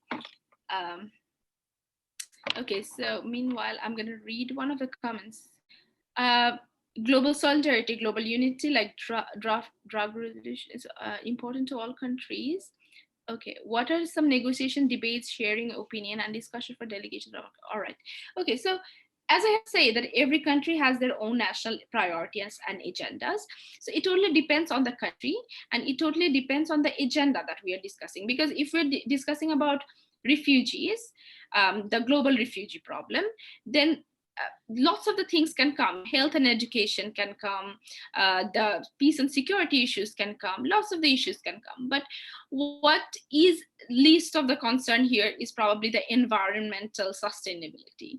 So you have to understand what are the topics that are relevant to a particular agenda and shape up your negotiations accordingly. That what are the things that you can offer to a particular country in terms of getting something in return, and eventually be under the same umbrella with all of the other countries to reach to a consensus with all of the member states on board. So that's basically it. If you have any question, I would be more than happy to. Okay, I have 2 minutes left. I would like to end it with sharing some of my experience, basically, because I think model rewarding journey for me. I remember being part of the executive model OIC where I met Rumesa. Rumesa Kaldak happens to be right now the second youngest parliamentarian in the history of the world. And she's right now the youngest parliamentarian in Turkey. It is like, it is very rewarding when you know that you have delegated in the same committee with these kind of accomplished people. And these are like when I was in Oxford for Model UN, for chairing the Oxford International Model UN, I have met Sadiq, who happens to be the youth minister for Malaysia right now. So you go to Model UN, you go to Model OIC, all of these places, you meet all of these amazing people who are being the real change maker in their own countries, and eventually spread the positivity, take up all of these ideas and exchange your ideas within the process. So like, as I have said, I have joined ICYF as a youth delegate for Bangladesh. And exactly 4 years ago, last week, I was in Istanbul for the first OIC Young Leaders Summit. And Mr. Al-Madin is here. Definitely, I have got to meet the whole team, and Mr. Tantan is here as well. Like, all of this bonding that I have created, Ratu is here as well. I see some of the people I have met, I have created lifetime bond with all of them and created a global network, which is absolutely rewarding. It's been 4 years for me as a young leader within the ICYF and within the OIC Youth Network system. And this has been absolutely rewarding, in not only in terms of sharing my Model OIC journey, but also sharing my experience as a young leader within the region and within the OIC network. Because as a young leader, I'm also connected with UN, Commonwealth, and OIC. And within my country, I am representing Bangladesh in so many international and platforms and forums and committees. It is very important for me to have these understandings, and these kind of platforms just broadens up your views and understanding towards the global relations. Because I'm a law student, at the end of the day, international relations or international policies are not my prior concerns, but eventually I found a passion which I could take into next level. I have been to 23 countries. I have trained around 1,500 students from all around the world. Being a facilitator, which started with this model simulation journey. So I'm extremely thankful. Once again, I would like to wrap up as I think the time has elapsed for me. MOIC online is next future, maybe. Yeah, I think I would like to hear from Brother Madin about MOIC online, if he wants to share from ICYF ERC, and also Brother Tantan, if he wants to share if from Asia region, if we want to have any approach towards MOIC online. Brother Madin, would you like to share a few words about taking MOIC online? Oh, first of all, thank you very much, Faiza, for your very comprehensive presentation. I think that those who are listening us, in particular, listened you, there were many new things for them, and that was very useful presentation. Thank you very much. Regarding the model OIC online sessions we are doing in the Eurasian Regional Center, as I informed in my greeting speech, there are two now ongoing projects. They are going in parallel. One is for local students, another for international. Both of them are the sessions, online sessions, for one for the third executive model OIC, another one for the model OIC Baku. So each week, Wednesday, Thursday, and Friday, we are having online sessions. This Wednesday, we'll have presentation or session with Professor Azim Ibrahim. Maybe some of you know him. He is based in UK and very famous, and also he is, if I'm not mistaken, the advisor to the Prime Minister of Pakistan. And on Thursday, we'll have an online session with Mr. Farhad Mammadov. That will be in Azerbaijan, that will be a local one. And on Friday, we are going to have the session with Ambassador of Indonesia to the Republic of Azerbaijan. And after finalizing these weeks of sessions, in the beginning of June, we are going to have two model OIC, both online. One, again, will be in Azerbaijani for the local students. The other one will be international, third executive model OIC. Actually, we will have online this year. So for participating in the model OIC simulations, it's obligatory to take part in the sessions, in the online sessions, and to make the registration also, to finalize the registration. All the information can be found in our Facebook page, which is at ICYF ERC. Eurasian Regional Center of ICYF. So all information available there. And as I said, in the beginning of the June, we'll have two online model OIC simulations. Thank you very much for presenting the floor again. And again, I would like to take this opportunity to wish good luck all the participants and all the speakers. Thank you, Faiza. If I could have Brother Tantan for a very brief intervention for Indonesia. Yes, actually, ICYF headquarters have so many programs regarding the model IC. Today, tonight, in the same time, ICYF headquarters also have some program model IC for high school by one speaker from President of ICYF, Mr. Taha Ayhan. And also for the next program, I guess ICYF will introduce so many programs according to the model IC. And the detailed information about each program you can find in our website and also in our media, social media. And to all participants who want to engage in our program, you can apply also. And then always open our website every day, inshallah. We are open to every Islamic young leader around the world, inshallah. welcome. And also, especially in OIC Youth Indonesia National Youth Council, also we have the program Ambassador Talk.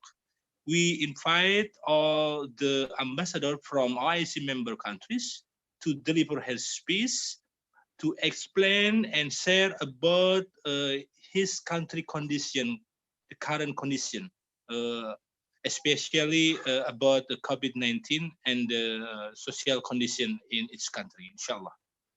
Let's see. Thank you. Thank you. Assalamualaikum warahmatullahi wabarakatuh. Walaikum assalam. Thank you. Finally, I would like to hand over to the moderator for the panel. Before saying goodbye, I would like to share that Dhaka is the OIC Youth Capital for the year 2020. And we have a range of programs from 8 different ministries coming together, 10 programs, which has been halted for this COVID situation. So inshallah, soon after this ends, Dhaka is going to have a huge number of activities in terms of OIC youth engagements. And we also have the existing model OIC clubs in Dhaka University and Islamic University of Technology, and there is going to be extension in the coming days, I'm hoping. So thank you very much once again for having me. Have a good evening, have a good afternoon for everyone who has joined. Thank you. Thank you.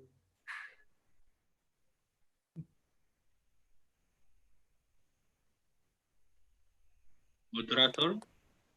Yeah. Okay, Astrid, want to say something?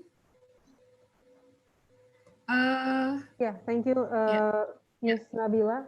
Yeah, there's been a short announcement regarding one of our speakers, Mr. Rosli. Apparently, he has a night shift this evening, so he's not able to continue till the end. Apparently, he's working on the COVID-19 situation in Brunei.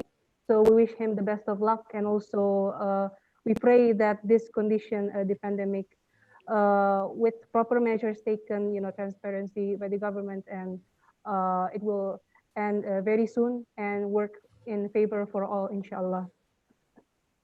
Amen. Okay, thank you, Astrid. Thank you for Ms. Fahmida, Mr. Elmadin, and Mr. Tantan for providing such good insight about the topic to all us. Now, for the next speaker, we have Mr. Madias Budi as the Head of Research and Academic Model OIC Indonesia will speak a topic about understanding delegate types and tips for beginner at a committee. Now, without further ado, time and place is yours. Please, Mr. Madias. Thank you, moderator. So before I begin, I just want to make sure is my mic is clear for you guys to hear. Is it clear? Yes. Okay. Clear. You have nod your head. It means yes. All right. So since the most majority of regarding of how you do MOIC conference is already been stated very excellently by Miss Adinda and also Miss Famida. Before that, I would like to give my respect and greetings for the special guests who have joined our meeting. For my respect and greeting for Mr. Shafi Effendi as the President of OIC Indonesia, to Mr. Tan Taufik Lubis as the Vice President of ICYF Asian Group, and also Mr. Elmadin, the Director General of ICYF Regional Center at Baku, Azerbaijan. It is an honor to finally meet, even though in online. Hopefully, in the next we can meet again in a real person. Okay, so I just okay. I will now to go to the presentation. I will just briefly tell about the presentation that I will share my screen. Hopefully it is don't have any connection problem. Wait. Hopefully. Okay, just give me a second. Oh God, please don't. Okay. Bismillah. Okay, guys.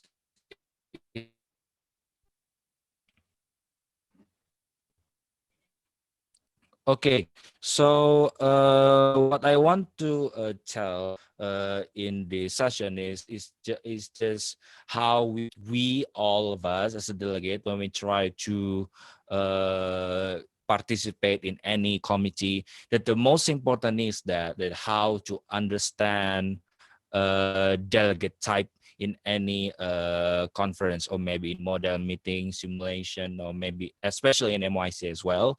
And why it is such a big deal? Because just like said before in previous speaker, if you want to know how to connect with other delegate, how to speak with them, and how to face them, you must know what kind of delegate type that you will be faced in the next, in all of the in the session.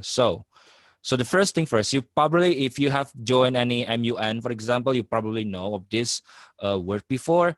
So the first delegate type that you will learn in any model simulation, especially in MOIC, this is the ringleader. So in the ringleader, what is exactly the ringleader? You can say the ringleader is kind of a dominating type of delegate. So in this session, that this delegate will try to go to, hey guys, please follow me. I have so much good ideas, something like that.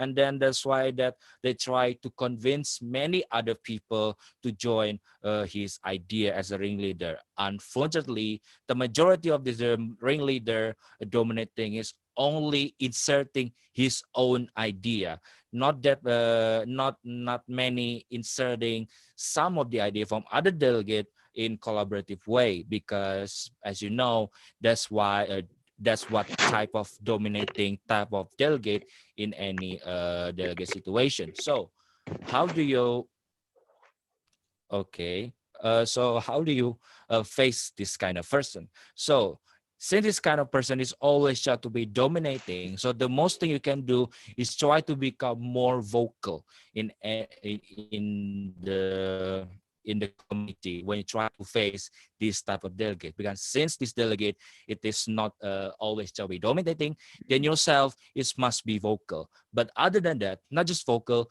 but you also need to insert others people idea into your own resolution. Why? Because many of the MOIC that I've been there, that many of the big delegate try to convince other delegate, hey, please just use my own idea, instead of try to insert their own idea into themselves. Because as you can see, there are so many passive delegates in the OIC, and that is as the opportunity for this kind of real leader. Don't let them do that. So that's how do you face this type of delegate. And second of all, it just said before the board identity. This is this some kind of the passive delegate in this session. This is also almost the majority, or you can say the 50% of all the committee. Because if you're wondering in any model OIC conference session, you probably always met people, delegate, we just sit down, see, not do anything at all, just listen. So yeah, there's also the passive one. So even though the passive that need to be concerned, because this passive, what it is very easily to be influenced by another type of delegate, such as the ringleader. You need to prevent that. Why?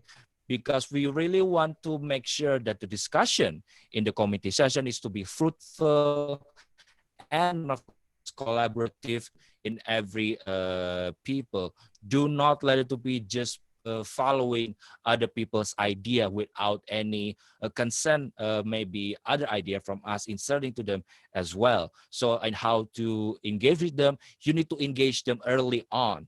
In the very first thing Shuttle start or unmoderated Caucus start, you must approach them directly. Approach the passive one. Do not, because most of the time in many model OIC concession, when we see, oh, there's active people, oh, there's some ambitious people. In our mindset, we already make some psychological mentality. Oh, I want to face that person first, the ambitious one, while ignoring the passive one. Do not do that, because in model OIC conference, what we need is collaborative and also discussion fruitful of all people, which means all component must be involved, not just the not just the not just from the active one.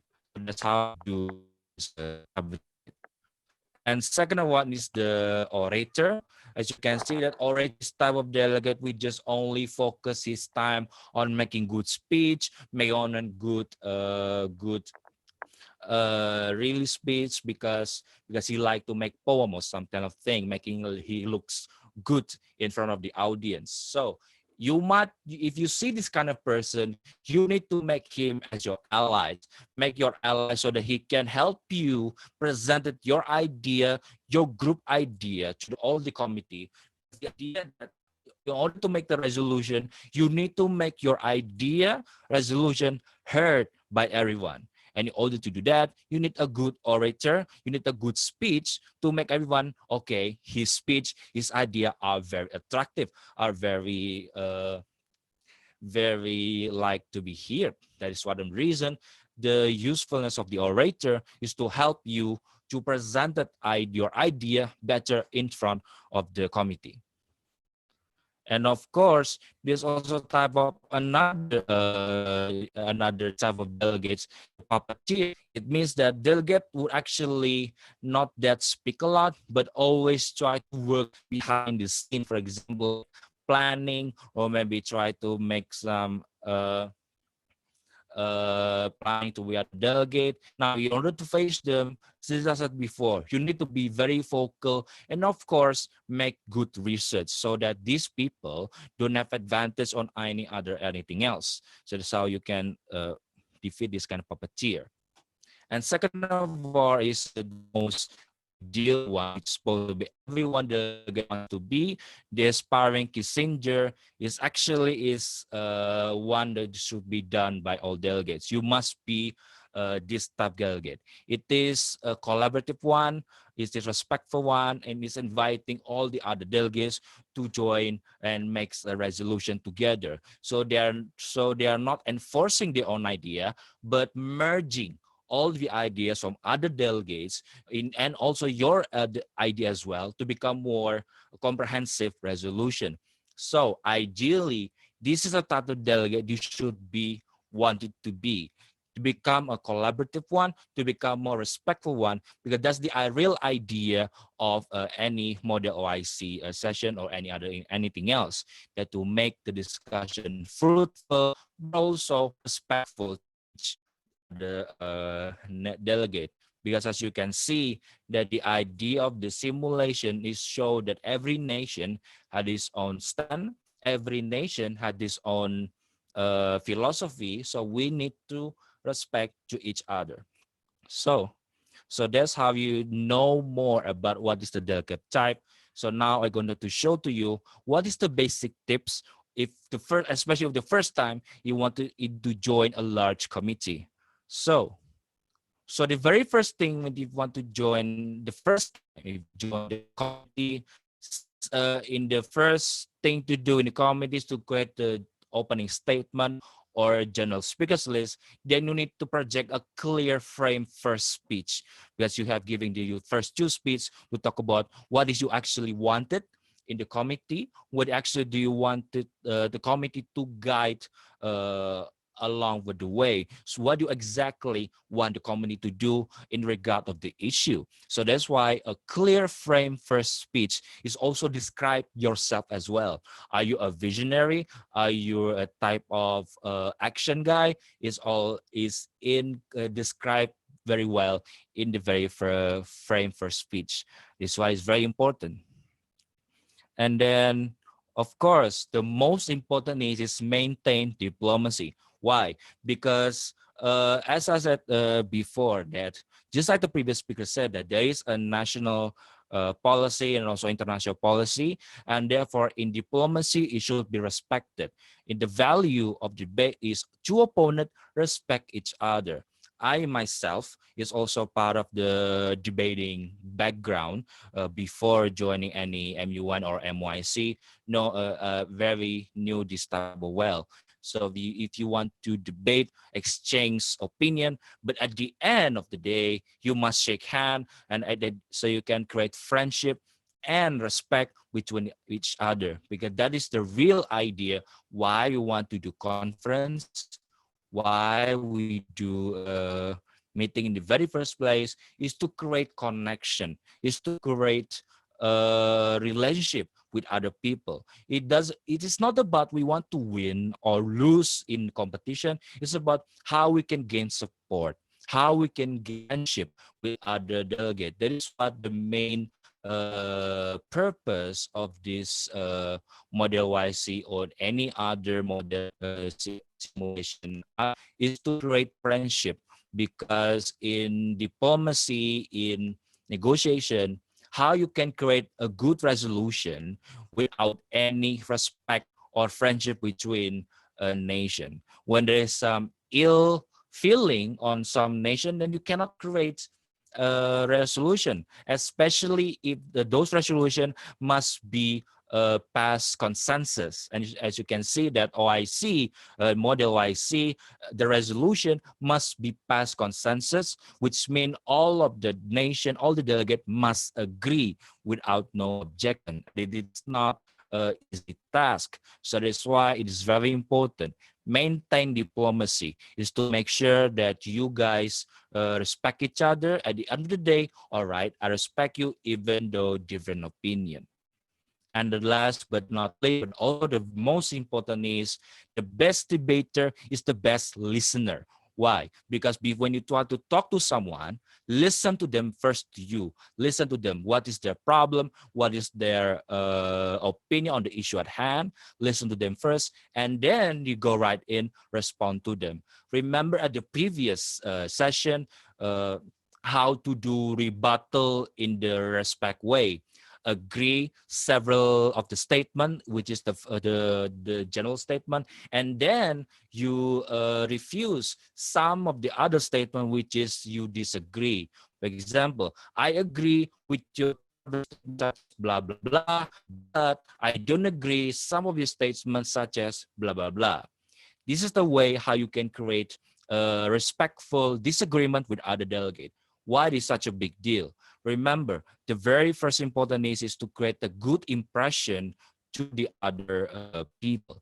A good impression to show that you are respectful, to show that you are a good listener without any interference. That is why I truly believe, based on my experience, that when I see many people too dominating in the conference, they are most likely that people don't like that type of guy, because they think, oh, those guys are too dominating, don't want to listen to my idea. Don't be that guy.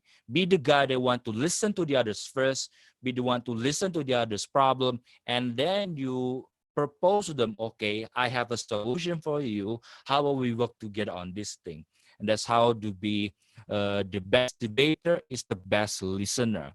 It's not about to talk the most, but also how to listen very carefully. Only that you will know, okay, in this issue, in this type of problems indication, I can do this, and so on, so far. That's why your speech, your own resolution, if you want to build any idea, should be part of those what the other delegates are saying. That's why the main reason you must listen to first. How can you create a good preamble clause? How can you create a good any clauses in resolution without knowing what the other concern? That's why it's such a very important is. And then the last but not least, most important is empower your ally all the time. That you can, because we all know that in many, if you want to make a resolution, you cannot do your own.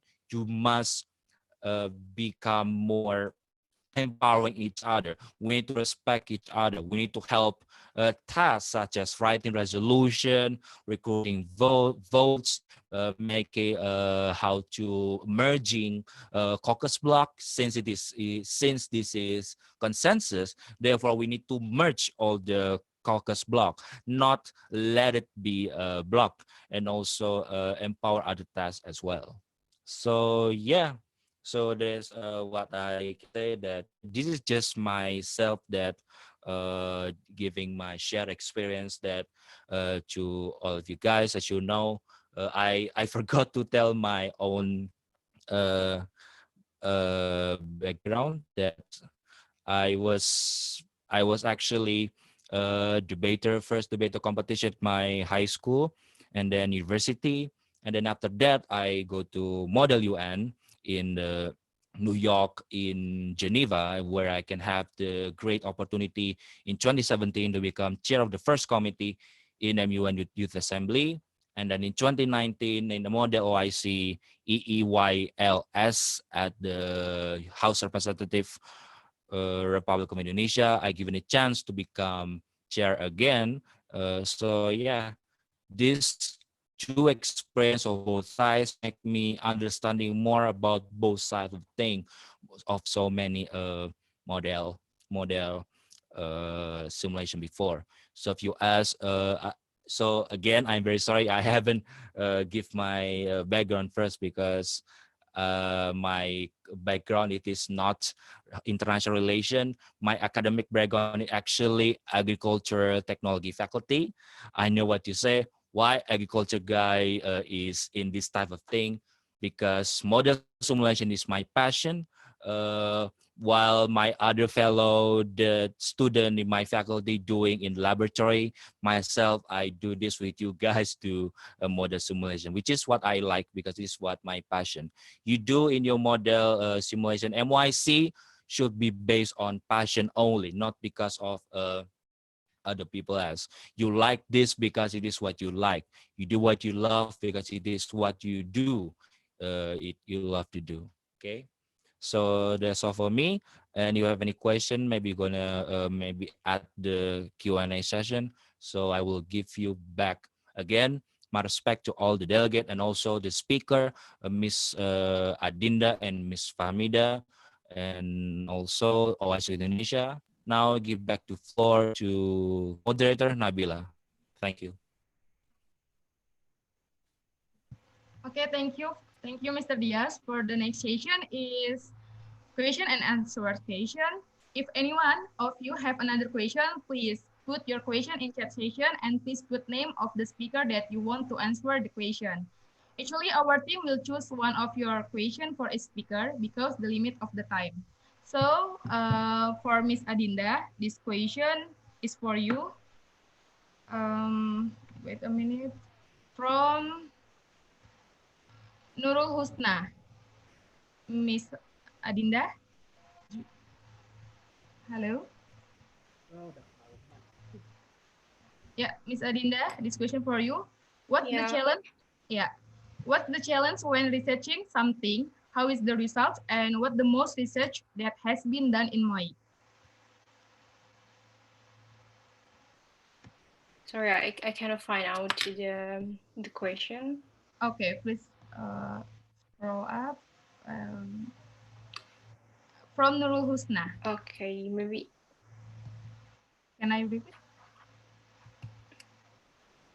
Yeah, I kind of find it here in the chat. So maybe. Yeah, actually, our team already chose. Okay. Questions. Yeah. So, yeah, I can repeat. What's the challenge when researching something? How is the result? And what the most research that has been done in MOIC?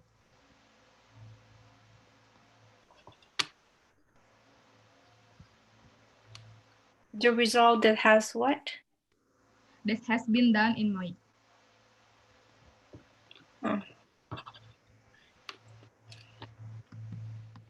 As we all know that the challenge and the result that have been Model OIC. Well, sorry, the challenge is actually ask about research.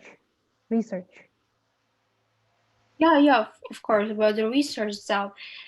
Research is also the most important that we need to be more aware about. So research is preparation of everything in model IC, not only in model IC, but for any simulation. You'll feel better in committee knowing that your speech is at your fingertips. A ready-to-access research binder is a lifesaver for you guys to get, in case you get lost when different topics, acronyms, agencies, or any previous solutions are mentioned before. You'll feel much more confident when you did your preparation, and that's, you need to research. This particular steps prepares you before the conference even starts. You need to do research. One of the best way to do this particular is by using Wikipedia to its fullest potential. You can do it by locating the information you want to study and click on the footnote at the end, sentence or paragraph, in the page, the footnote there. It's a plus for you guys if you put the footnote and the resources in your working paper, in your position paper, and this will lead you to the actual source of the information. Through this, you are able to evaluate the full source. I mean, you can understand what does the topic means for you and your position and your country. And keep in mind that some of the conference forbids you from using electric devices, so it will be useful to print both your research data or position paper and have a hard copy before you have speech, and you got to print out your research, something like that. And absolutely, you need to actively participate, so kind of thing. And maybe the next question. Okay, the next question is, what is the significant difference between sharing in MOON and MOIC? Okay, the significant difference between sharing modeling applications and model IC. I don't see any difference between modeling and model IC. They are similar, but the only thing that different from them is that the country itself and the topics and what we discussed more. I mean, the MOIC is more about Islamic issues, like Islamic countries and what their issues, like for example, like Palestine, freedom of Palestine, or etc. refugees as well. So that's kind of interesting. But MUN is they're a bit general, and MOIC is specific for the Islamic countries. So that's it. There's nothing big deal with the difference between the MOIC and MUN. Anything. And next question, I guess. Okay, thank you for the answer, Miss Adinda. So the next question for Miss Fahmida. Actually, this same question is, what is the significant difference between sharing in MOON and MOIC? I think there are quite a lot of difference in terms of sharing in model. Like every model simulation is essentially different. Why I say it is because I have been to Model Asia Europe meeting, Model ASEM, Model UN, Model OIC, Model Commonwealth. Like every model simulation has very different structure. Even within Model UN, the structure for WUFUNAM International Model UN is different because it takes the UN for MUN approach. The Harvard conferences are different.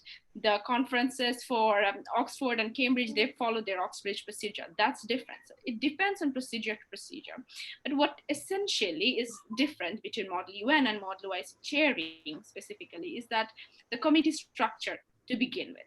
Because in UN, if you are chairing a Security Council, you have only 15 member states, 5 of them have veto power. In model OIC, no country has the veto power to exercise. So the negotiation skill, the lobbying, the committee pattern changes significantly, and so does the chairing pattern. And I have actually chaired over 80 conferences in terms of Model UN and Model OIC, not just Model OIC, like other model simulations. But how I find it different is that Model UN, you take into account the documents which are specifically not just UN documents, but also which are the country documents as well. But in Model OIC, you do not have it's more open and it's more specialized. You can take into account the Universal Declaration of Human Rights. You can definitely take into account that. It doesn't have to limit you to particular OIC resolution. Model OIC is more vast and more specialized. That's what I would say. Model UN has more general and open approach, but Model OIC, on the other hand, is more specialized in terms of model simulation. So the chairing is very different, and the approaches are different. The lobbying structure is different. The negotiation is also very different. The unilateral and bilateral negotiations are not the same for Model OIC and Model UN.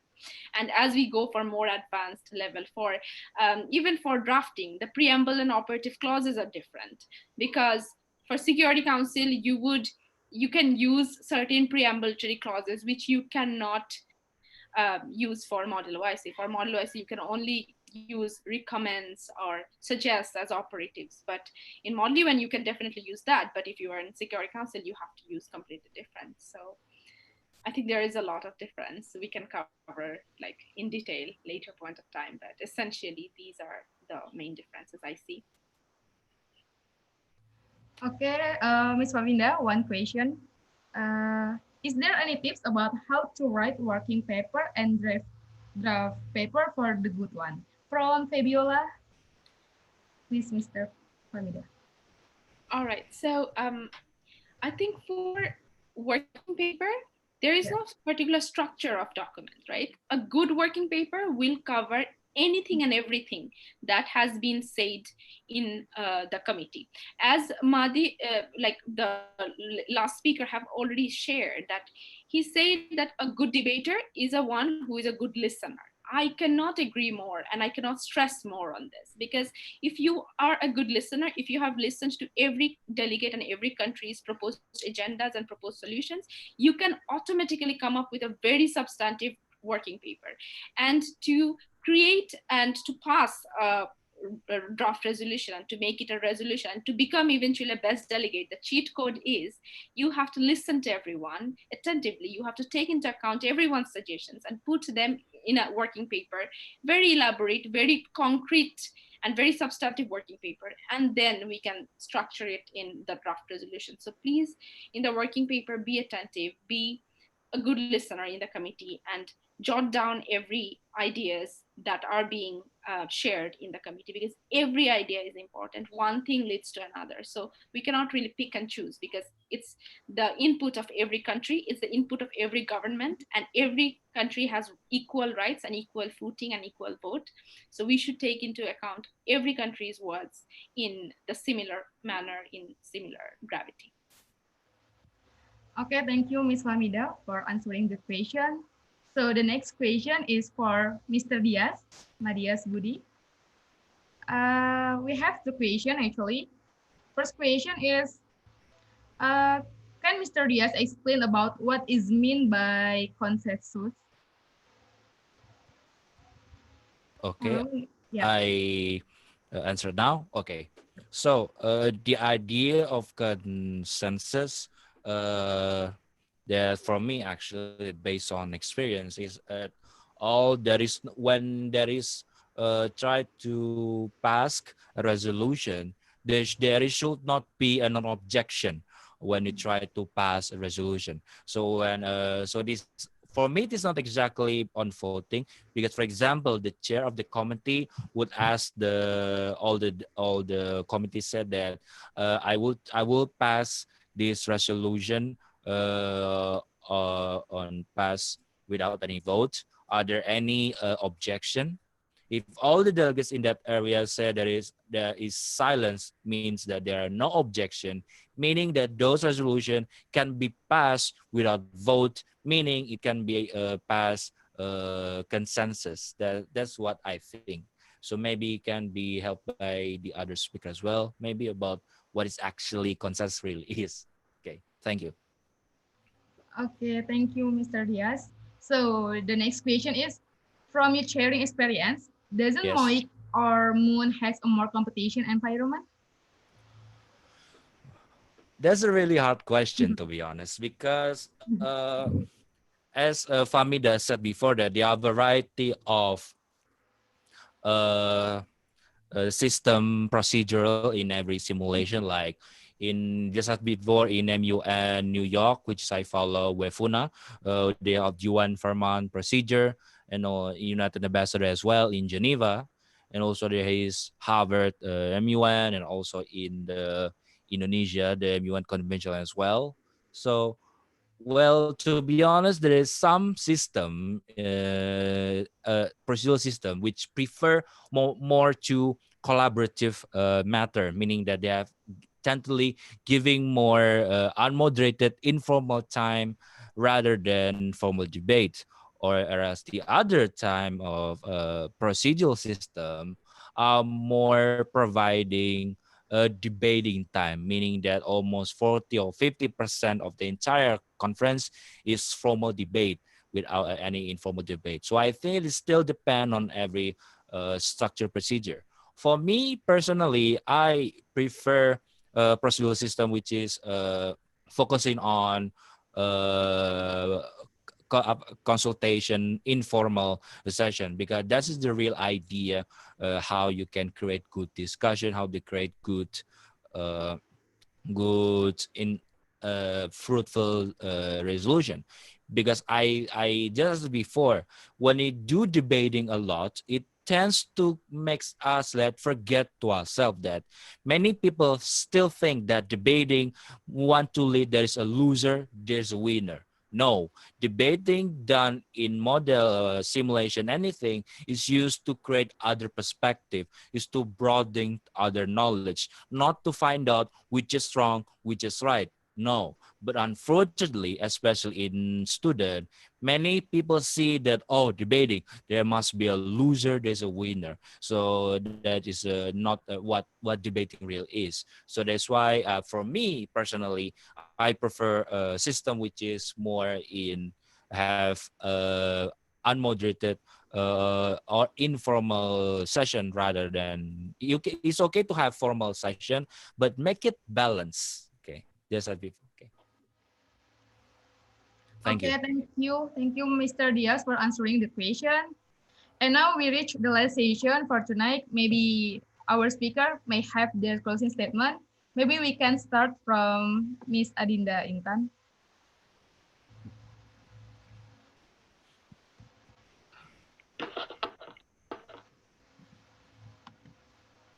Yeah, yeah, Miss Adinda Intan, please give your closing statement. Yeah, Yeah. Each user model has a goal, knowing that fact that opinion or statement you are trying to get, and tailor your question accordingly. Write out all the fact, or write out all the issues, write out all the question, or highlight everything. Don't reply it on the memory, because sometimes the exact wording is needed to achieve your goal, and you don't want to say that or pause for thinking before your meeting. Outline your information goals and sequence related questions to help you follow a conversation and cue or not. And sometimes we feel the need to give all sorts of preambulatory statements to your question, to your idea, or maybe worse, to hide an entire speech in your question. You got to avoid this. Like, if we do not ask sort sharp question, it reflects poorly on us as well. For all the rest, keep in mind that open-minded, open like open-minded question. Like you gotta invite the respondent to speak. You gotta ask another delegate to speak and give much more information regarding on that, and speak way that listeners will understand. And when we hear other delegates read speeches without sounds like essays, which complex words and long sentences, we zone out. I mean, sometimes a paper that will get an A plus will still bore us. I mean, if you read out loud, just just remember that the other delegates understanding you is the key, is the most important thing as well. So yeah, that's my opinion. Yeah, thank you, Miss Adinda. And next, Miss Famida, please give your closing statement. In the very end, I would always say that like Model OIC is an experience. What you pick from Model OIC it totally depends on you, how you want to perceive this particular simulation. What is your takeaway? If you want to build your academic capabilities, go for it. If you want to build your network, go for it. If you want to experience a certain culture in a country, go for it. There is nothing right and wrong in pursuing Model OIC as your passion. But what is most important is that you take some learning objective out of this whole thing, out of this whole simulation. And always remember, when I often find this question, delegates asking me, define who is a best delegate. What makes a delegate the best delegate? What makes a delegate stand out from others?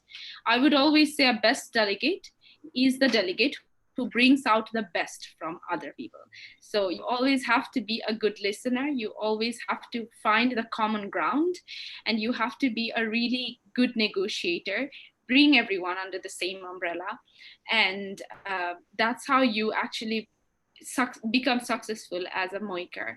And from my personal experience, I have always told everyone that go for these model simulations. These are extremely rewarding. I once again like to thank ICYF for taking excellent initiatives for high school MOICers, organizing the high school model OIC, for ERC region for taking up the International Relations Academy, these kind of initiatives, and also the country chapters in Pakistan, in Indonesia, in Bangladesh, who are doing great in their own perspective and from their own regions. Keep it up. And at any point, I'm always there to help and support and for any kind of contribution. Thank you for having me once again. And thank you to OIC Youth Indonesia Network and the organizers and hosts. Thank you, Ms. Famida. Okay, next, Mr. Diaz, please give your closing statement. Okay, thank you for the time, moderator.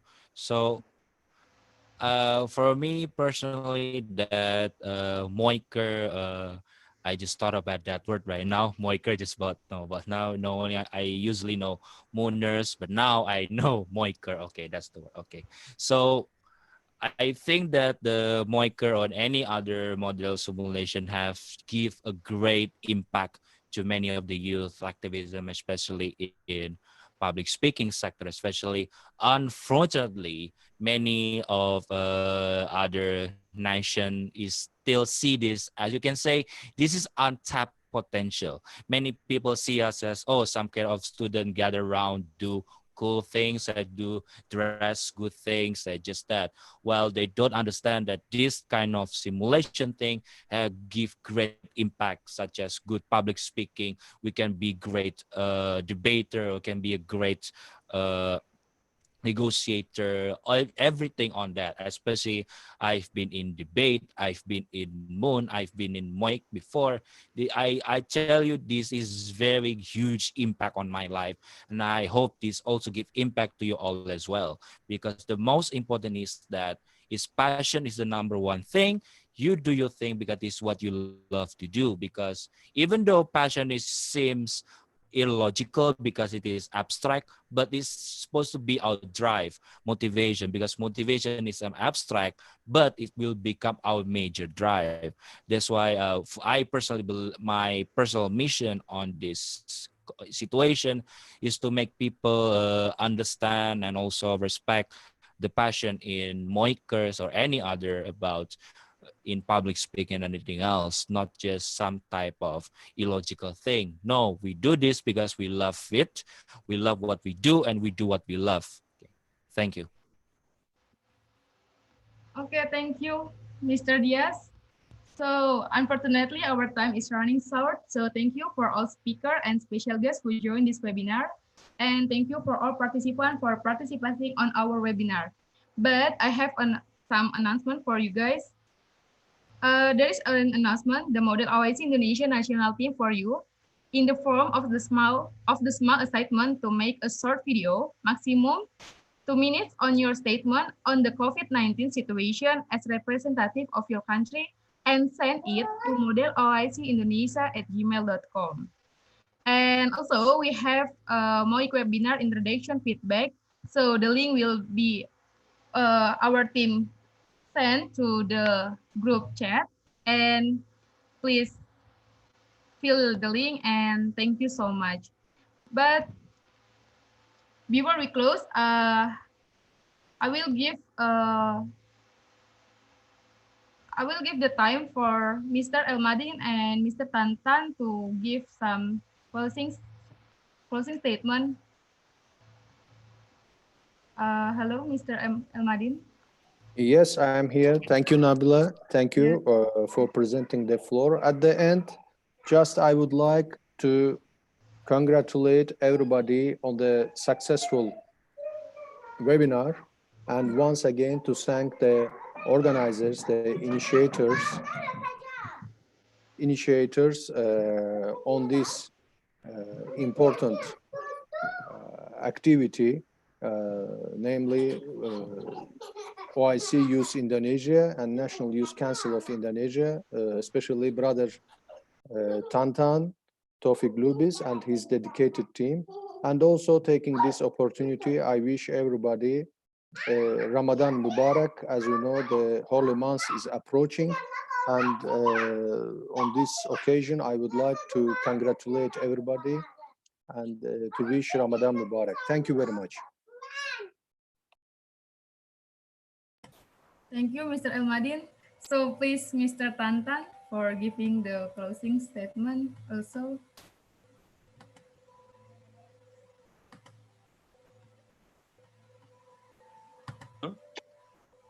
Especially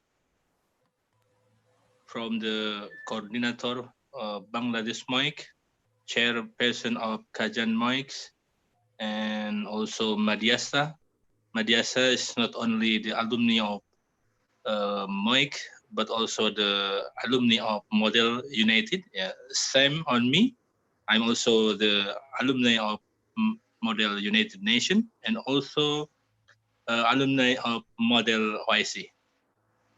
Thank also to Mr. Elmadin as the Director General, who already given more time for us here together to be together to discuss about the how to improve our capacity building, how to improve our diplomacy skill, and it is really enlightenment for us. Inshallah, for the next, all of us will be the like leader in each country, in Indonesia, in Bangladesh, in Azerbaijan, in Russia, in Brunei, and other. Inshallah, 5 or 7 years, we will we will rule the nation, inshallah, with our skill. And the last but not least, I want to say also, happy Ramadan Mubarak. Taqabbalallahu minna wa minkum. Inshallah, we will enter the Ramadan month, and also in the COVID pandemic session, we can pray in our home, stay safe, and keep healthy, inshallah. Ramadan Mubarak. Wassalamualaikum warahmatullahi wabarakatuh. Waalaikumsalam warahmatullahi wabarakatuh. Okay, that's all for this session. Thank you so much for all speaker and our senior for Professor Faisal, Bang Tolu. Sorry. I also want to thank to Mr. Kaiser Nawab, the member of Parliament of Pakistan. He is already here also. Oh yeah, Mr. Faisal. Kaiser Nawab Nawab. from Pakistan. Yeah. Yeah. Thank you, Hello, Mr. Kaiser. Faisal Happy Nawab. Ramadan Mubarak. I'm sorry, I didn't mention your name. I forgot. He's the Happy member of Ramadan, my Parliament of brother, Pakistan. and all the colleagues and the participants. It was really interesting. Yes, thank you so much, brother. Shukran for Thank you to joining us. hear from all the participants, especially the speakers and some of the fellows and Brother Ilamdeen, Faiza, and the organizers as well. I enjoyed it and I learned a lot of things from it. I got some ideas that how we can work together. I mean, how the Muslim youth can work together, just especially in these global crises. Thank you for joining, Pastor. I have been seeing Ini you. ada ketua PPI Turki juga itu. Mohon disapa moderator. Oh. Is the president of student union in Turkey, Mr. Usama. Oh, Bang Usama Rahman. Okay. Yeah. Hello, Bang Usama. Yeah, Welcome to our sorry. webinar session. So we have any guests, Bang? Okay. Okay, maybe I will Inshallah. close and after that we can speak free. So that's all for this session. Thank you all, and thank you for take a part of the session. We hope can see you in the next session. I'm Nabila. We'll close the session by resetting Hamdalah. Alhamdulillahirobbilalamin. So once again, wassalamualaikum warahmatullahi wabarakatuh. Assalamualaikum warahmatullahi wabarakatuh. Yes, Yeah. Thank you, everyone. Thank you, everyone. Thank you, Ahmadin. Thank you. Thank you, Kaiser. Ramadan Mubarak. Thank you, Let's Astrid. enjoy. Thank you so Let's much. enjoy your drink. Let's enjoy your drink and your meal. Save everyone. Bye. Stay safe, stay home, guys. Yeah, don't forget, Mr. Kaiser Nawab, you will be the speaker for the next session. Yeah. I'm looking forward to learn more from you, and I really enjoyed again, like especially the translation part was very interesting. I mean, it was new for me that how like one can translate in an online webinar, so that was really new for me. And the other participant was really stick, and they really interested in listening the speakers and the organizers. Yeah. I think we need to organize such more events and such more webinars, and probably how we can involve our youngsters and the young people to come towards science, technology, and innovation. So there is I think, an urgent need of getting involvement of these young people, because most of the people are usually involved in some other fields of life, which are also important. But since in post-corona world, the most of the things will be changed, and people priorities will be also changed. So most of the OIC country are in global south, which are like developing countries like Pakistan, Indonesia, Bangladesh, or India, or even Azerbaijan or other countries as well. So these countries, young people probably more innovation, because I think like if you say just a simple iPhone, it's a simple less than 100 gram, and its worth is more than a huge bulk of agriculture products. So this is, I think, the science and technology which is like paying towards the economy and development. Yeah, I agree with you. Sure. So We will let's do something. Let's do something on that. Sure. Ini Take Ustadz care, my Usama. brother. Huh? Good to see you. Yeah. See you soon. Mr. Ustadz Usama. Kapan ada waktu? Jangan pakai Ustadz dong. kapanpun lah. Pekan depan mungkin ya. Bisa. Ya, boleh itu. Astrid tinggal atur waktunya. Iya, siap Bang. Sip lah. Kalau begitu. Salam buat teman-teman dari Turki. Ada Mas Haikal juga nih tadi. Oh gitu? Ya Allah, nggak kelihatan tadi.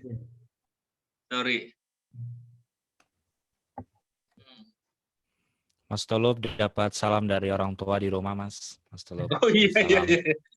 Waalaikumsalam warahmatullahi wabarakatuh. Luar biasa. Selamat Ramadan buat beliau gitu. Iya Mas, kalau kesampaikan.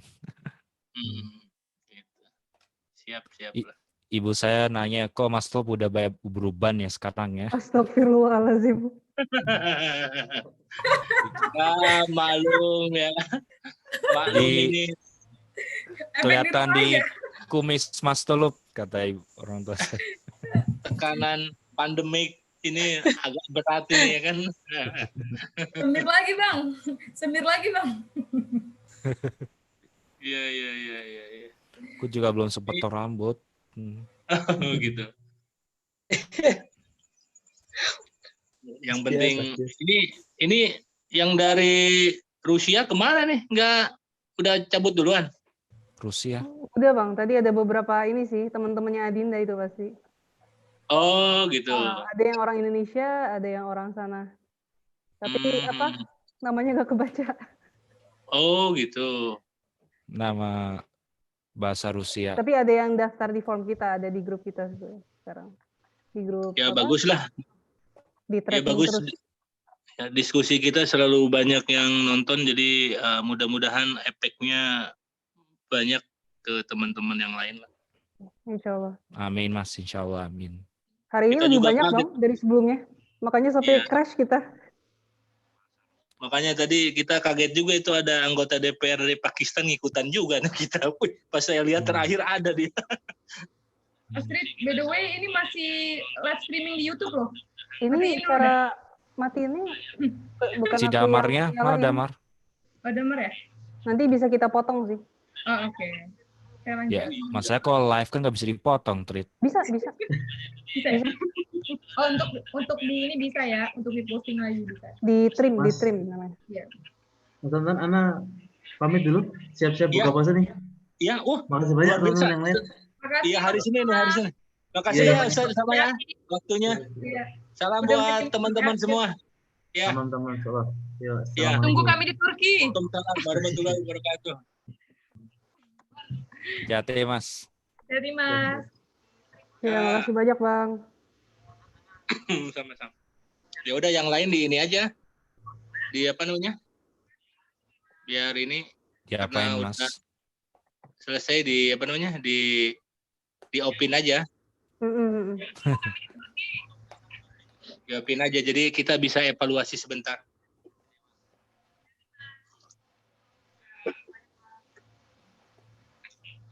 Udah belum? Sebentar Mas. Ini live streamnya matiin dulu Mas. Takut ada rahasia negara soalnya. Ini di gue nggak bisa dimatiin ya? Matinya di mana deh? Sebentar. Di gue udah nggak bisa. Ini aku stop live stream YouTube nih. Bisa nih. Aku stopin ya. Itu, Bang. Aku stopin ya. Iya.